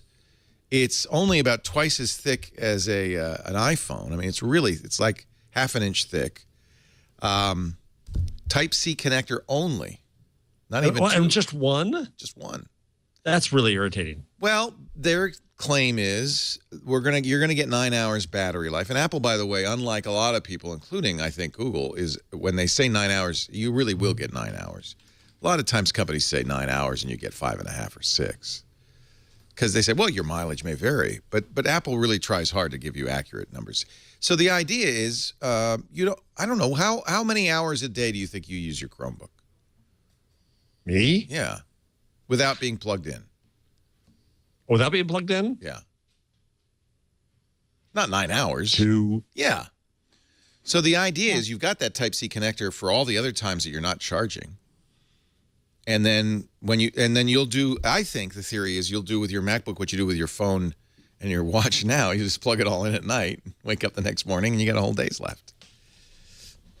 What's very the interested. Type-C USB extender situation? They have a $79, of course, connector. You plug into it that gives you a standard USB, that gives you a power Type-C connector, and gives you video, full HDMI video out. So but if I wanted to do this, if I bought that machine, which I'm not going to, and I wanted to do this show. Oh, God. Let's see. If you got the connector, because you need the camera, right? And you need power. Well, you could do it, yeah. And you need a USB hub because you'd need you need a hub, and I couldn't do USBs, one for the mic and one for the camera. And I couldn't do a monitor. Right. There's an Asus that's very similar. Came out 6 months ago. Almost as thin, 2.6 pounds, not quite as light, has all the ports. But there's a problem. You have to use Windows. Windows. Yeah. So this is what happens to the Air brand. Isn't this smaller than an Air? It is. And it makes the Air brand kind of confusing because this is... So this is a less. MacBook, period. It's not Just a Pro, a it's not an MacBook. Air. Yeah. Just the MacBook. Oh, that's interesting. I'm thinking that what they'll do is eventually phase out the Air. They're going to keep the Pro. They need to have MacBooks that have all the connectors and everything. But I'm thinking if what you want is thin and light, this is what you want. Does the Pro still have a drive? Oh, yeah, Pro has. Well, there is one. You mean optical drive? There is one MacBook with an optical drive. It's not a Pro. It's just a weird one. Okay. I don't know how long that will last. So it's I don't know. I like thin and light, but then I also like Chromebooks, so I'm kind of crazy. Let's see. So the CFO of Google, he's only been there 6 years. You think though in 6 years you can make enough money that you'll never have to work again? Patrick Pichette, Google's chief financial officer, apparently very well liked. He's the guy who's been handling the analyst calls since Larry Page's voice problems, is leaving. And he wrote I think Larry Page said, interesting, a goodbye letter. It starts pretty traditionally. After nearly 7 years as a CFO, I'll be retiring from Google to spend more time with my family. And he says, yeah, I know you've heard that line before. So he talks about climbing Mount Kilimanjaro with his wife, Tamar. And they enjoy the view, and their kids have grown and out of the house. And Tamar, out of the blue, says, hey, why don't we just keep on going? Let's explore Africa, then go to India, then the Great Barrier Reef, then Antarctica. And he says, I remember telling Tamar a typical, prudent CFO-type response. I would love to keep going, but we have to go back. It's not time yet. So she says, great question, Tamar. Reminds me a little bit of House of Cards. Claire Underwood saying to Francis, so when is it going to be time? Our time, my time. In this case, Pichette said, yeah, okay, I quit. So he's going to phase out slowly. He says, I want to wait until we find a googly replacement. He literally used that word, a new googly CFO, and help him or her through an orderly transition, which will take some time. And then I'm off. He's 52, but obviously made enough money in 7 years at Google to. Good for him. Yeah, right on. It makes me want to quit. When is it my time? Man, all this stuff about his kid, this is just killing me. I know. You're reading it? Yeah. Yes. Yeah. that is because you're kids there and- right now, you know? Yeah. We're in the thick of the Cheerio encrusted minivans. Is that a great line? We're in the thick of it. We Yeah. are in the thick of it. You Yeah. know, and it's so funny because I hear people with older kids, talk about with such nostalgia and like, the baby was up with an ear infection all night. Like I was exhausted. I mean, and of course, like I love her and and she depends on me, but it's a weird thing, when you look back at that young time and think of it so I would do it fondly, again in a whereas heartbeat. It feels like such a grind right now. I know. Right. That's what everyone says. Yeah. They need you in a way that they don't ever need you. Anyway, I didn't mean to go all like. No, mama I'm with you. In on fact, ya. Jeff and I both, I'm sure, have that experience of if we could go back, maybe not the first 2 years. Yeah, when they Let's can get them talk. out of diapers. If we could go When back, they can talk, too. Yeah, when they can talk. Once they're 3 or 4, you're just entering the best time. You're just getting out of the worst time, Gina. Yeah. But I would go back and do that in a heartbeat. But I think also, Jeff, humans have a short memory for pain. Yes. Yes. This is why women have second children. Right. You would never It's have just- another child otherwise. Yes. Yeah. But wow. Yeah. This is quite a letter. Isn't it what all the grown-ups tell you though, Gina? Is enjoy this, Gina. It's the best time. It is. That's what everyone says, and I try to, but it's hard. It's tough. It's tough. hard. I didn't feel that way when I was in the middle of it either. It's like, hey, can I get out of here? When do I get to go to work? There are some days when it's like if I could just make it till bedtime, Yeah. I can just When do they sleep? When do they sleep? Then maybe we could watch an episode of House of Cards and Yeah. I'll fall asleep in the middle of it. Yeah, like Yes, that's exactly. Okay, no spoilers. Yeah, I sorry. finished season 3. yeah. Have you finished it, Jeff? I haven't started. Or I kind of started, but Getting some Well, bad three- reviews. It's very different. Yeah. That's all I'm gonna say. Have you watched any of it, Gina? Yeah, we're a few in, maybe four in. Well, it's a little different, isn't it? Yeah, not so much in a good way. Francis is That's kind all of I'll a say. wimp. Well, yeah. I don't think this is a spoilers. I don't He think made this it is a to the spoiler, top. but if you don't like spoilers, put your fingers in your ear. I don't think this is a spoiler, but in the last episode, he yells and he loses his accent. And I can't figure out if that's because Kevin Spacey can't talk like this when he's yelling, or if they're telegraphing something that we're going to learn about in season 4. It's very strange. give me a hand sign. Is it over yet? So what he said was, Hey, I'm actually very curious what you'll say about it, Jeff, when the time comes. I should have downloaded it on my Nexus 7 so I could watch that on the plane. Oh, do it now. But I already paid for. No, I'm sorry, I can't. You can't download it. You know what's so weird about House of Cards, and I can't figure this out, is that some of there are definitely some high-profile product placements for Windows phones in it, like very high profile. But there's also iPhones and Macs, and it's a very strange thing. They didn't get an exclusive on it. I actually think they do a nice job. I like the way they display text message conversations. Yeah, and I think it's that's always Windows interesting Phone to me. style. Oh, it is Windows Phone style. Okay, so it's funny because I thought, they just picked a generic style for, think that's for Windows no, Phone it's style. Windows. Yeah. Okay. So I just clearly am not- Microsoft I'm gave them not some familiar. money. Mm-hmm. But not enough money for an exclusive. I guess that's the bottom line. Yeah, there's Windows Phone sounds in it. There's clear shots of screens. Interesting.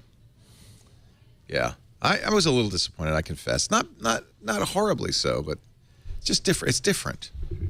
It's different. I'm going to have to defer to Gina on this. We wouldn't even have this story in the rundown if you weren't here, Gina.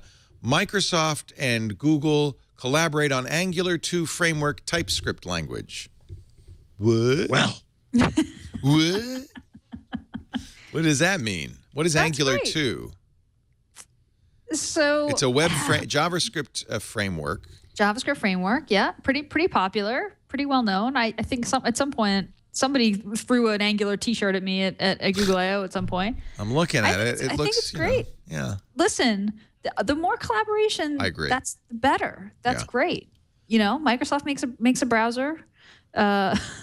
Google makes a browser. I think collaboration is a good thing. I don't think it's TypeScript is Microsoft's kind of, well, it's not a framework. It's an extension of JavaScript, which I presume compiles into JavaScript. Angular 2 will be written in TypeScript and I presume at some point compile into plain old JavaScript.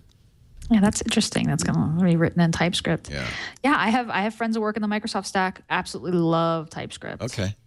So. But then there's Dart. It's so confusing. So many frameworks out there. It's really. Yeah. What is a framework? Is it? It's not a language. No, it's written in a language. It's basically libraries that you can use to do very common actions without having to write all the code yourself. Mm-hmm. And different frameworks have taken different approaches and are better in different situations. But yeah, I guess that's the simplest way to explain it. Right. Ruby on Rails is a framework. Mm-hmm. That's written in Ruby. Django is a Python framework. It's a Python framework. Yep. This is a JavaScript framework. Okay. JavaScript is probably a great language to know. I mean, it seems like so much is done in JavaScript. Yeah, absolutely. It's crazy. Well, because now JavaScript, especially with things like Node, runs server side as well as client side. So it's really JavaScript and JSON has really become the language of the web. Right. Google has launched, we'd heard rumors that they were going to launch an insurance agency. In fact, what it looks like is Google Compare for auto insurance. So this is from Search Engine Land. They with the tool, which I guess is an app, or is it is it an app or a website? I guess it's an app. Google delivers 14. This is where you don't want to use it. 14 sponsored listings from insurers with rate quote information. Then you can buy policies online or by calling an agent from your phone. Is it just auto insurance or? That's what it says right now. Now it's only in California, so that may be why you could probably see it, but it wouldn't be any good to you. The program's going to roll out to more states. The reason is insurance is regulated state by state, so you have to go through the regulators in each state. I should have had this in the change log. It looks like it's a web app.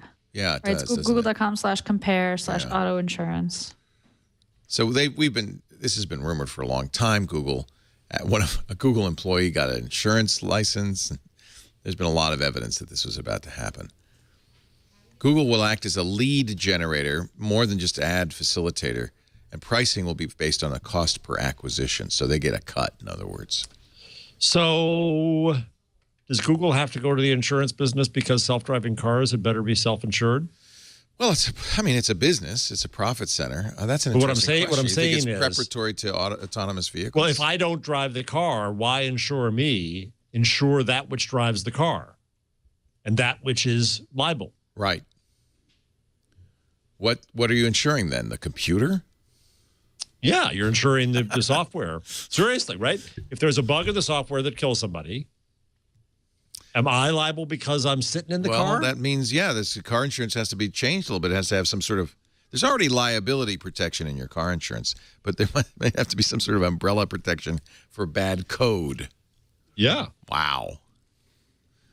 MetLife and Mercury Insurance, two of the partners who offered quotes.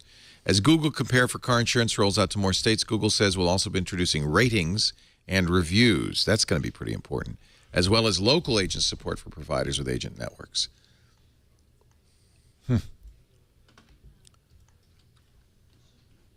Insurance panel membership contact form. So, yeah, they're looking for more people to join the club. It's a business. Google doesn't sell airplane tickets, but so it's interesting. But they I wonder if they have the same kind of relationship through ITA with airlines. If you book, can you book through Google? No, it sends you to the airline site. But maybe you make a little money on the site. I don't know. SoftCard, which was ISIS, poorly named, it turned out, which was the carrier's attempt to create a Google-like wallet. Verizon, for instance, offered ISIS/SoftCard support. But Google bought SoftCard and now is shutting down the apps for Android and Windows Phone. So I don't know what this means. I guess Google Wallet will take over. Google announced a deal with SoftCard to pre-install Google Wallet on U.S. carrier devices. I thought they bought SoftCard, but whatever. SoftCard's killing off the wallets. And all wallets will be terminated. Yeah, it's like install Google Wallet. It was That's a joint venture between AT&T, T-Mobile, and Verizon. I remember Verizon blocked Google Wallet on my Verizon phones because they wanted to use their solution. Same idea, tap to pay, all of that stuff. Yeah, I use Wallet now. Softcard pointing users to download Google Wallet, which does not have tap and pay on Windows Phone, just on Android. And there is no issue on iOS because there never was a Softcard app for iOS. Uh-oh, it's 10 minutes to Twig. Gotta get ready for Twig. You have an alarm going off? Yeah, my alarm just went off, yeah. Better get ready.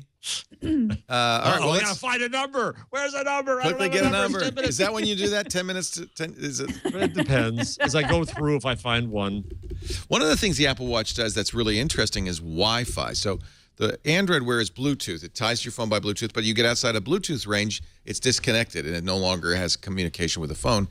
The Apple Watch will use Wi-Fi. So as long as you're within the Wi-Fi network that your phone is on, at home or at work, the watch will work. You can get 100 feet away. In our building, I can go all the way to the other side of the building, and still the watch would still be connected to the phone. Apparently, Android Wear is going to get that, which is, I think, great. But now that's a software release, but I think the watch would have to have Wi-Fi built in. A source knowledgeable with Android Wear's product roadmaps tells The Verge the next software release will turn on Wi-Fi support, meaning features like notifications in Google Now will work when a Bluetooth connection is unavailable. Did you know this? Most Android Wear watches already have Wi-Fi built in. So it is literally just a firmware upgrade. What'll happen to the battery life?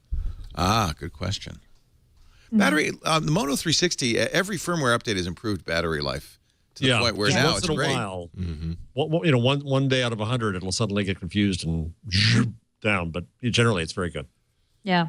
I think this is a huge feature. It'll be a big deal. Yeah. In my house, the phone, my watch loses connection with my phone, which, I leave in the front room and go in the back all the time. And I installed an app that lets me know, that buzzes, when the watch has lost connection with the phone, and it's all the time. So this will be huge. Yeah, that would irritate the hell out of me.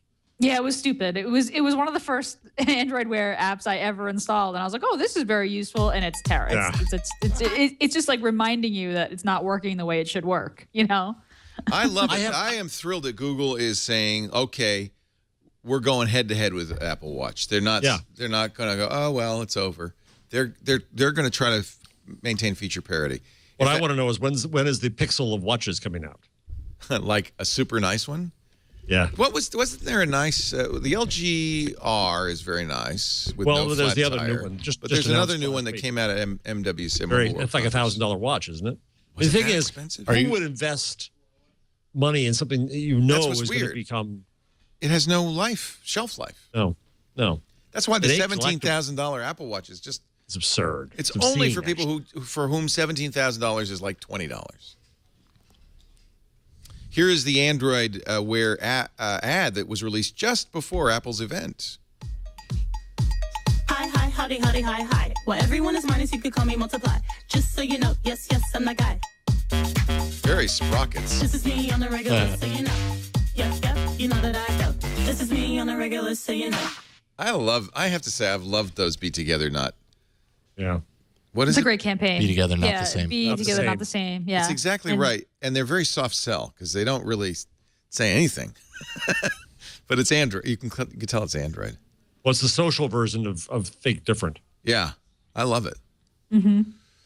Although I have to say, I was surprised by the number of options that there are going to be for the Apple Watch, because it seems like Apple generally goes with, this is the one true good thing. Right. But it seems like the Apple Watch, there's a lot of stylistic and options and price ranges. And remember that whole thing about fragmentation, difference?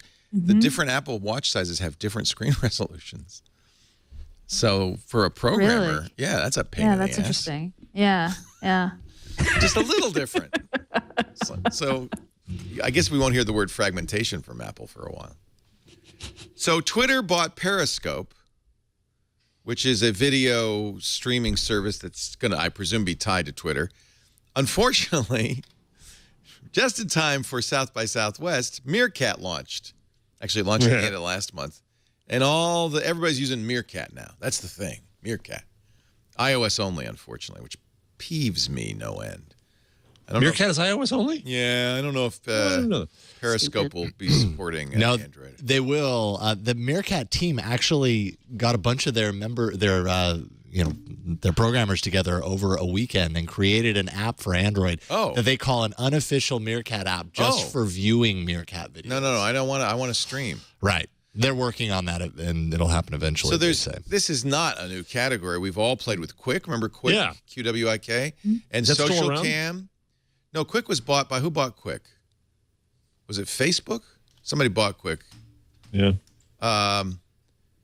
What's interesting is that we're in a new age. Skype bought Quick. That's right. And there was Social Cam from Justin.tv, same idea. But I used both, and I loved the idea. But streaming was really rocky, and it was hard for people to watch. But we've just improved so much our bandwidth and our cameras and our phones and stuff. I did an hour and a half Meerkat yesterday at the end of Mac Break Weekly into lunch. We had 1,000 viewers. It was incredible, and it's friction free because it's Twitter. So you sign up with your Twitter account. It automatically tweets that you've started the stream. People can chat in the stream, but their chat comments go out as Twitter comments as well. It's really interesting. And you know what? It's clear that they're planning that they're hoping to be the thing at South by. God bless them. So I got a correction from David Schmidt on Twitter that the Huawei. I always do that wrong. The H is silent. €349, which right now is going to be the euro, as I'm going to Madrid tonight, is about to hit parity with the dollar. I know. It's like $1.07. Yeah. What the what? Guess I thought the American century was over. I guess it's not. Friend feed. Officially dead. I loved friend feed. It was the Uber of social? It was the Uber of This is the Uber of shows. We're the Uber of podcasts. We totally are. So Facebook That's bought a Friend show Feed. title. Yeah. And Brett Taylor, who was the creator of FriendFeed, became the CTO of Facebook. And it's been there so long that he's actually, I think he just left Facebook, didn't he? He left a while ago, didn't he? Did he? He's doing his own left a year thing. ago, But this is sad. They bought FriendFeed for $50 million. That's nothing. Chicken feed. So I guess they're putting it to bed. The reason no one's using it. You know it was still alive? Huh? Did you know it was still alive? No. Well, every once in a while I'd go to friendfeed.com and I'd see that. But it was a ghost town because the mistake FriendFeed made, from which Google learned, was they allow you to pipe other feeds into FriendFeed, right? In fact, that was the whole kind of the premise of it. So I still have a FriendFeed account, and it's still being posted. All this stuff is just being cross-posted from other. So yeah, it's very much alive, but it's nobody's using it. It reminds me of the great. It was a Nickelodeon game show, and my favorite game category ever was Dead or Canadian. That's terrible.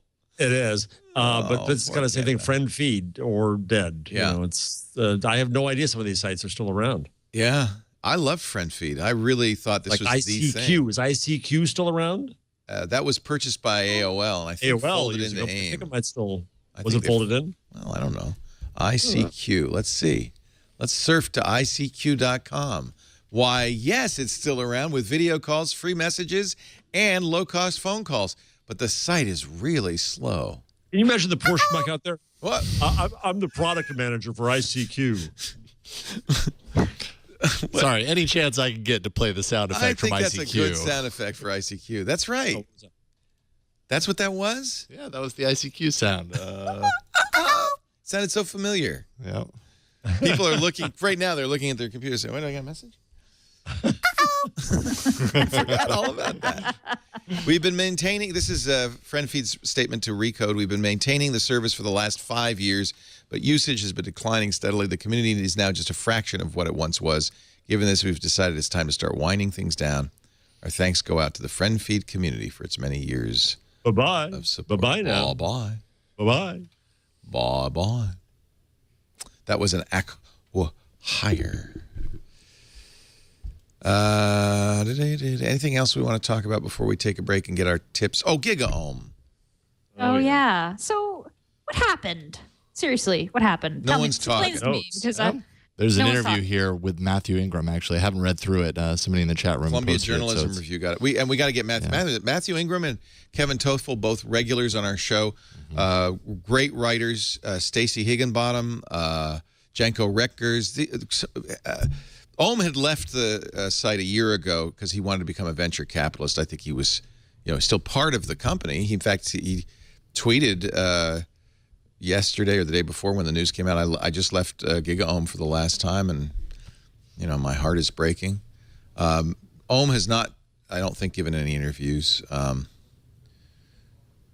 Were there any indications? So this is Matthew Ingram. Were there any indications this was going to happen before Monday? No. You were just totally blindsided? Yeah. And I think the majority of staff were as well. We were writing right up to the announcement. Kevin Toefel posted an Apple Watch announcement minutes before the news came out. We did get a new CEO recently, so I think people thought maybe there needed to be some changes, maybe some strategic changes, but there was literally no talk of even layoffs. But I think when I looked at the About page, I couldn't find the CEO on it. So what happened? GigaOhm, which is a great tech blog, one that we read religiously, and many of its contributors were regulars on this show and other Twitch shows, had taken, I think, $8 million in venture funding over the last couple of years. No, that was just last year. I think total of $23 million. 23 was total? Last year. I think so, yeah. Holy, I think you're right. $8 million last year.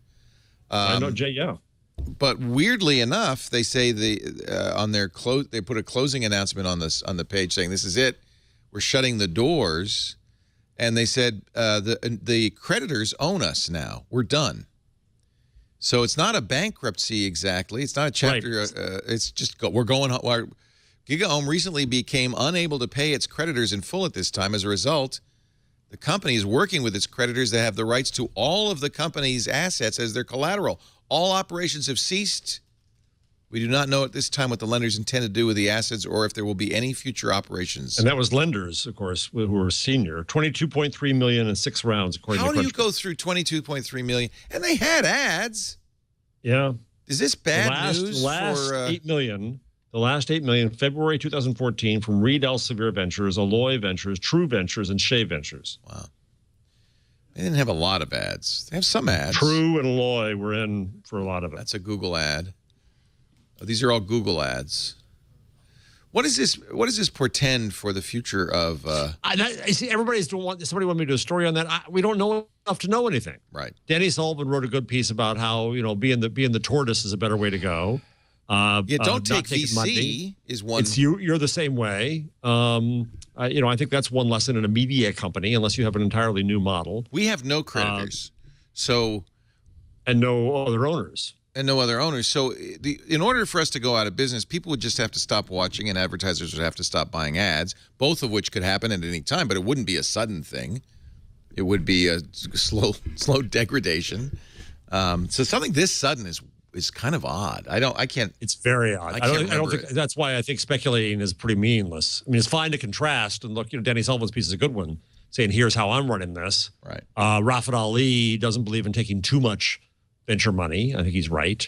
So it doesn't mean that for instance, and somebody in the chat room said it, who cares? There's 100 other blogs. People no longer go to a blog and read the stories. They get links from Twitter or other sources. And the difference here is that GigaOhm was making money not just by being a tech blog, but it had its high-end reports. It had events. It was trying to move past just a volume-based. But that's how business. TechCrunch made its money. Was it said, we're going to do conferences. There's a lot more money in conferences than there is in being a tech blog. Yeah, you're still dependent upon advertisers, sponsors for it, but you're not dependent upon a commodifying business of impressions. The mass business model is dying. What's unknown now, their big data conference Structure is coming up in a week. Yeah, I don't even know who the lenders are. Yeah. So when you say creditors, they're not talking about their venture capitalist investors. No, because your lenders are senior to that. Okay. In a bankruptcy. Oh, in a bankruptcy, yeah. So that could be rent. That could be servers. It just could be lines of credit too. And but it could be they got borrowed. you got $8 million venture last year, and you can't pay your creditors? Yeah. I mean, I don't want to So, I mean, speculate this because Yeah. I mean, this could just be straight up mismanagement. I mean, I hate to say this because we love Giga Yes. Ohm and we love Ohm and we love all the writers there and we love their work and we've talked about it here, right? But it's possible that this isn't like a sign of what's coming in the future. It's possible that this is just straight up mismanagement by the I think CFO it has or to whoever. be. So there's no conclusion to be drawn. It's not. It doesn't mean that tech blogs aren't going to be lucrative, or not even lucrative, so self-supporting, or Not necessarily. I would Yeah. love to hear, and who knows, what gets me the whole story. is if you go to the About page, business team, no CEO there, all vice presidents and executive editors there. yeah. What happened? The CEO disappeared, sort of. I don't. That's what strikes me as odd here. He took the money and ran. No. The board was Reed Elsevier, True, Alloy, Ohm, and Shea Ventures. Yeah. So the board was 4 ventures and the founder. Well, what's really sad is there are a lot of people that we love out of work all of a sudden without preparation, and if I could hire them, I would, but I don't want to bankrupt my company either. And so on the editorial side, Signe Brewster, Biz Carson, Barb Darrow, Carmel Diamichis, Katie Fehrenbacher. We've had many of these people on. Kevin Pritchard, Derek Harris, Stacey Higginbottom, Matthew Ingram. We love you, Matthew. There's a long list of Yanko Reckers. Kevin Toffel was just on last week, I think. Oh, Walborski, Paul Walborski, who was CEO, he stepped down in September 2014. Right, and they had an interim CEO brought in, but he's not on the No. business listing.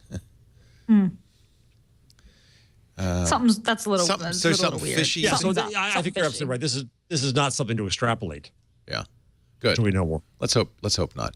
And Ohm hasn't spoken. No one's spoken really, except Matthew with this one interview with the Columbia Journalism Review. Ohm just said to Kara Swisher, "Not now, dude." Right. Kara, of course, reached out and said, what really was sad was some of the other tech blogs piling on. Yeah, That's mean. This is a loss. Well, you know what? I've seen this happen with other closures. Various things. One thing I think when Stacey was out on Twitter immediately, just singing the praises of every single staffer and why you should hire them. Yes. Which is a generous thing to do. Yes. Yes. Yeah, and these are all very talented folks who I don't think are going to have trouble finding their next thing. No. But certainly we should all help them and recommend their work, and we will, and we do. Yeah. One reason this is so strange, Giga Ohm seemed like it was doing so well. What should the takeaway be for other media outlets? CGAR asks Matthew Ingram. Everyone has their own favorite lesson. Matthew says, Danny Sullivan at Search Engine Land talked about what this says about taking venture capital money when you're a media company, and that's part of the story. Giga Ohm has been VC financed from the beginning. Other media startups were not. And when you take venture capital, they're golden handcuffs in a way. It's a Faustian bargain. You make certain promises about your growth. If that growth doesn't materialize, then VCs lose interest and your company fails. But they didn't say it was the VCs that pulled the plug. No. I mean, they ran out of money, and obviously the VCs chose not to pour more in. And at $22.3 million, I get that. Yeah, they ran out of runway. But the issue here was they ran out of runway. Yeah. And so were they at a burn rate of $8 million? Well, my burn rate is a had. couple of million. I mean, but if they went through $8 million in the last year, that's a lot. And they had revenue on top of that. That means their burn rate was higher than that, at 10 million or whatever. Yeah, that's a lot. That's a lot. Oh, we don't know what their debts were before that. I mean, and the fact that that Matthew was totally blindsided that they didn't do any cutbacks or austerity measure. I mean, generally you see this coming, right? That's why it sounds like just kind of mismanagement. If somebody messed up, who handles the money? But it's sad. And as before I was a business owner, I would have maybe rolled my eyes and said, oh, they took VC and they made the bet. Now as a business owner, it's like feel the hurt. I can feel. You know what it's like. Tough. Yeah. It's tough. Matthew says there are 22 people on the editorial staff, so it's you could easily have a multi-million-dollar burn rate for that alone. What's your total staff, Leo? 20. Yeah. Well. But we don't. So lose with their money. business, with their business side and events side and sales side, I don't know what their total was. Right. And I would imagine it was north of 30. And Ohm did post on his blog, but it wasn't what happened. It was just sad. Yeah. Okay. Well, there we go. Well, that's a Debbie Downer.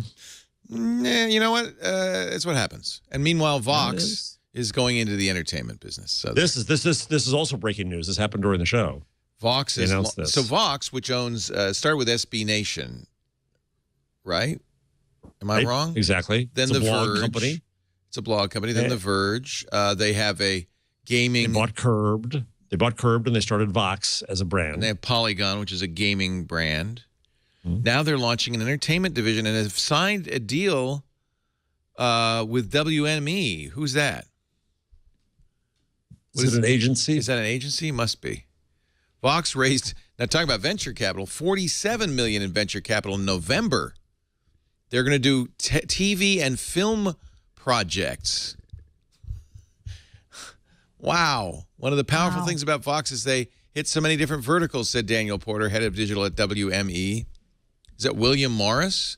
There's a wealth of I think opportunities it may be. to tell stories that hit different audiences. So Vox, which was a sports blog and then a tech blog and then a lifestyle blog and then a gaming blog, they have a food site and a real estate site and a fashion site. Now they're You know going what this to do sounds TV. like to me? This sounds like Vice. Does Vice do TV?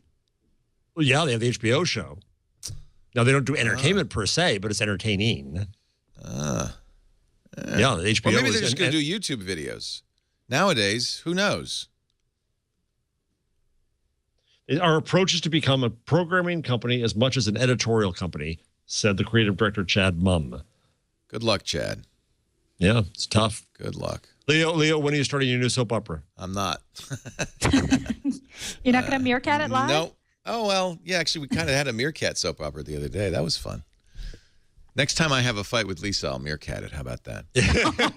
Oh, yeah, that'll really put you, That'll go over put you well. in good graces. I don't care what you say. I'm meerkatting this. Oh, no, you're not. Oh, yes, I am. I think we get 1,000 views like that. Oh, yeah. Oh, yeah. You know what you should do? What? I mean, we're ruining it right now, but that should be your April Fool's. Oh, it would be funny, wouldn't it? Would be great. Just to confess, oh, mom and dad are fighting. No. Lisa's always said she wanted to do a reality show. She says if people saw our life, they would howl. She's so high energy. She could do it. You guys she could totally do it. It'd With it'd her energy and your willingness I'm basically to be fucking Ozzy public. Osbourne and she's You do it. Sharon. Basically, that's it.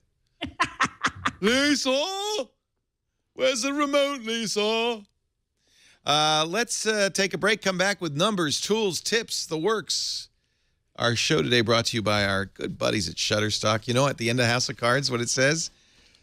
Footage provided by Shutterstock.com. Even big 4K productions use footage from Shutterstock.com. At Shutterstock, you'll find the perfect range of images or video for your next creative project. It could be for your website, a publication, an advertisement, a hit HBO series. I see it in movies all the time, too.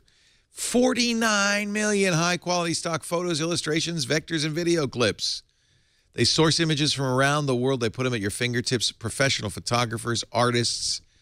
They're all reviewed for content and quality. They add, last time we did the ad, I think it was 250,000 images each week. It's now up to 370,000 new images every week. So there's always something new. And thank goodness they have such a good search engine. It makes it easy to find exactly the image you want. You could choose individual image packs or get a monthly subscription. That's what we do. We have the 25 a day, I think, subscription, which is great for a publication. All of us use it. And it's great. Download any image in any size. You pay only once. It's a really wonderful way to bring life to your project. And their iPad app is awesome. Webby Award winning. Lets you search on the go. You can display images during presentations. You can share light boxes of images. In fact, you do that part for free. Just create a free account, and you'll get to use the search tools. You'll get to use the light boxes to save images for inspiration or to share them with others. Multilingual customer service. They're in more than a dozen countries worldwide. Full-time customer support throughout the week. So create the free account. You don't have to give them a credit card number. You might want to, though, because then you're going to see images and say, I need that. But let me tell you, once you decide you need to purchase, get an image. My recommendation is do what we do, get an image subscription package, especially since I can get you 20% off any image subscription package when you use the offer code TWIG315. That's for March 2015. So TWIG315, 20% off. Shutterstock. So yes, even like a 4K TV show will find 4K clips on here, so they don't have to go out and get a helicopter to shoot, you know, a view of the Capitol building. They can just get it from Shutterstock. I know a lot of video production companies do this. Great for your PowerPoint presentations. Great for everything. Shutterstock. Use the offer code TWIG315 for your big deal, 20% off your image subscription package at Shutterstock.com. Jeff's here. I mean, Gina's here, so I guess normally we would do Gina's tool. It could be anything, or tip. It could be anything, though, or it could be a thing. What do you want to do? I need a drink, so. Oh, this is some mommy help here. Okay, good. Yeah. Well, Google added cocktail recipes to their knowledge graph search. So awesome. If you Google "make a Bloody Mary," you will get instructions on how to do so right there in the top box of your Google search results. Hysterical. And I was just looking at mojitos. I think it's happy hour here, or just about. So I think it's time. The sun's gone over the yard arm, as my grandfather used to say. Yeah, you know, listen. The instructions are they're general. If you want to get really dive into it, you want to click on one of the results. But it's a nicely formatted knowledge graph card that tells you the ingredients and kind of how to put them together. Oh, are you getting? Oh, so if you have to actually Google "make a," so try "make a Bloody Mary." Okay, here we go. Yeah, like that. And then look at that. There's the box right there. It's only a matter of time before you'll be able to click a link and get the vodka sent right to your house by drone. Right. Yeah, like right through my webcam. Oh, by drone. That would be good. Wow. Bing does that too, says Chris P. Okay. There's an actual escalation, a war, a cocktail mixology war going on between Bing and Google. Google's just catching up to Bing, just chasing those tail lights on the cocktail front. And PS Chup says, and I think he's right, that Google was asking people to rate and update the recipes. Like, is there a link there that says... got a better idea on how to make an old-fashioned? click this link. Oh, it's smart. I mean, we remember the how to eat sushi debacle. Right. Yeah, so you kind of do want people, because these are clearly just algorithmic. They're pulling them from pages. These aren't editors writing these. How to make an old-fashioned. Nice. Just ask. How to make a X. I wonder what it'll tell me if I say sapphire and tonic. How do you make a sapphire and tonic? Well, no, it doesn't tell you. But if you said gin and tonic, it would tell you. It would What's say the gin best gin and for tonic. a gin and tonic? That's what I want to know. Oh, there we go. In a glass. I like Full of it. ice cubes, add gin and What tonic. the hell? That's hysterical. That's the simplest recipe I ever saw. I can make that. That is a crack up. I like that the text gets bigger to fit the box. That's great. Google's like, you obviously need this larger text if you're Googling how to make a gin and tonic. And Here here's you a go. photo. That cracks me up.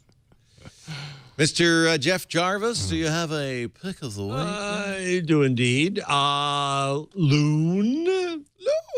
Google says the balloon that brings internet access can cover a state the size of, Rhode Island. Has an 80-kilometer radius. I mean, is it radius or diameter? Oops, I forget. 80-kilometer. Oh, I'm messing this up, aren't I? How big is a It can cover loon Rhode balloon? Diameter. 80 Diameter. kilometer, 49.7 mile diameter. No. That's about the size of Rhode Island. Oh, I see the footprint of the Footprint of the wireless thing. Yeah. So Not the diameter of the balloon. That'd be a big balloon. They've done tests with it at 4G, getting 10 megs. The record setter has been up for 187 days. Google says that's plenty because they want to upgrade the technology all the time, so 3 months is fine. Anywhere from, so the record setter circumnavigated the globe 9 times, enduring temperatures as low as minus 75 to centigrade. Wind speeds as high as 291 kilometers per hour, soaring to a height of 21 kilometers. Wow. And drifting over more than a dozen countries across 4 continents. So I just found that interesting. And that might have something to do with their cellular ambitions as well. It might well. Wouldn't it be if cool? all I else mean- fails, Loon. And provide like cell service worldwide with balloons. Be kind of interesting, right? How do you make gin and Surprise, juice? Verizon. Is that in there? I just tried how to make $1 million. That didn't do anything. I did for how me. to make meatballs, and it shows me how to make meatballs. Oh, you did. Look, Oh. combine the milk, breadcrumbs, pour the milk over the breadcrumbs, set aside, whisk the egg, combine the egg and ground meat. I don't know. This comes from thekitchen.com, but that's in the knowledge graph. How do you get to these? I search for make meatballs. I don't make milk meatballs myself, but apparently the I kitchen does. tried to say make Scotch on the rocks. It gave me nothing. Scotch on the rocks. What is it going to say? Well, that's why. Make Negroni. I can't show it on the show. Yeah, so there you There go. you go. One part gin, one part vermouth, rosso, one part Campari. Garnish with this came up in my mind because Sam Biddle's hysterical but unpublishable article on Gawker basically has a pledge that you will never sleep with anybody wearing an Apple Watch. No sex for Apple Watch wearers. And if you haven't read it, it is exactly what you hope Sam Biddle will write, mocking the Apple Watch. Googling right now. It's on Gawker. It's very funny. I say with my Moto 360 on, so Okay, I might and doing this is my another own. question. What happened to Dan Lyons, who was the editor-in-chief of Gawker for like 3 minutes, Right. then got a book deal, said, I'll see you later. Well, no, he also started some kind of a startup thing, right? So what's the deal? So who's now in charge over there? He took over Valleywag, not Gawker entirely, but Valleywag. Biddle was the guy at Valleywag. It was quite good. Oh well. Yeah, it was Yeah. quite something. This is great. But I can't show it. It would ruin our family-friendly status immediately. I don't know. I can't keep track of the masthead at Gawker. I don't know who's. We always talk to Gina about this because Lifehacker, she founded it, and it is a Gawker property, so she knows. Oh, so Max. It looks like Max Reed is the editor in chief at the moment. Oh, okay. You think that's a temporary placeholder? Well, as Paul Ford always says, Max Reed is the eponymous Max Reed. He gets a lot of views, so I like it, the I can see that he would be. My tool is something we talked about a few weeks, actually more like a few months ago. I really like it, and I want to give them another plug. They now have a pro version of Known. I set up my self-hosted Known, but if you go to withknown.com, this is Ben Wordmiller and Aaron Joe. What's Aaron's last name? Miller? Or is it Richie? These are great Richie. guys. Really great. And this is, it's a blogging tool. The idea is that it's your place on the web, and then when you post, you can cross-post to Facebook and Twitter, and now LinkedIn and Foursquare and SoundCloud. They say Google Plus pages are imminent, and that'll be a feature of the new Pro version, $100 a year. And I wanted to support them. I think they're doing such a great job, and I've been running a self-hosted one. But I just moved my known blog, leoville.net, over to their hosted solution. Cool. So just a little plug for them. I think they do a great job, and it's so much fun when you make a post. I'll sign in real quickly and show you what it looks like when you make a post, because sign in, please. Mystery guest, sign in, please. Because it's kind of neat. So if I make a new post, I have all of these. I've added all my Twitter accounts, my Facebook pages. If I do a post that is as I just did, a check-in, I can have it go to Foursquare as a check-in on Foursquare. This is kind of nice. So basically, the idea is everything you post should start on your own site and then be syndicated or sent elsewhere. If I post a photo, I could put it on Twitter, Facebook, LinkedIn, Flickr as well is in there, and they seem to be adding more all the time. They were going to do a whole education thing, but now they're just doing this platform, which I think is much better, much smarter. I like it.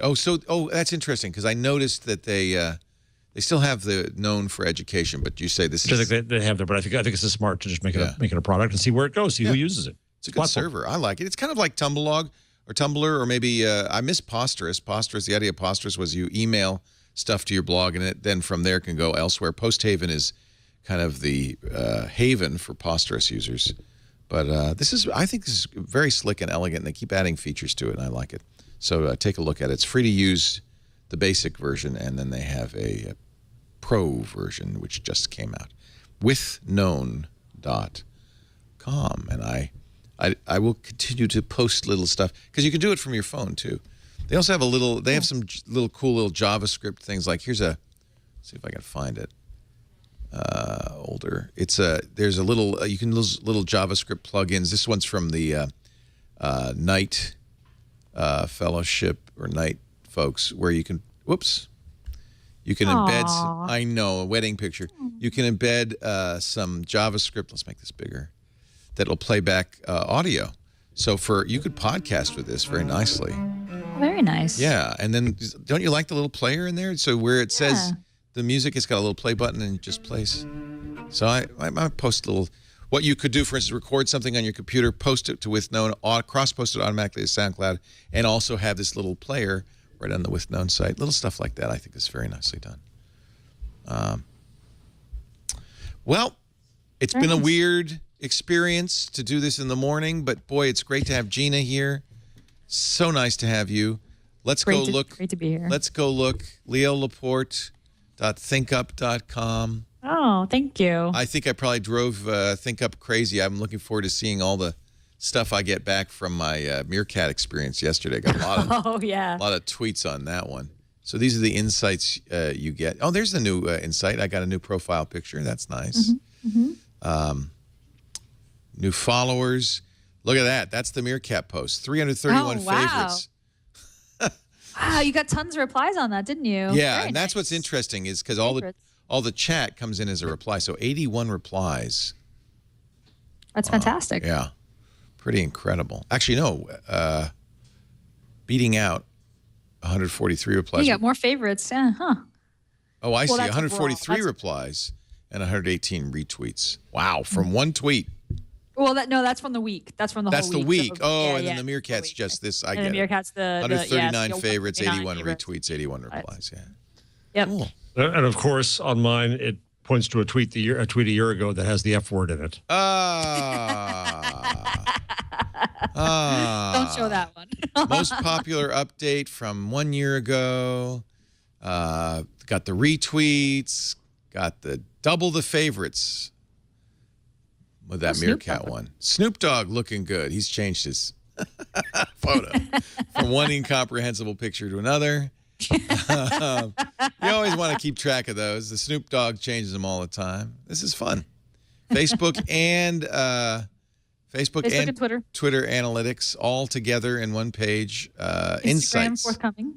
Oh yeah, Yeah, working on Instagram real close on that. can't wait. Yeah. Go to thinkup.com, see what Gina's up to, and you know what? Get a subscription. I think this is really useful. We love it. Oh, thank you, Leo. And Appreciate it's that. pretty. Amen.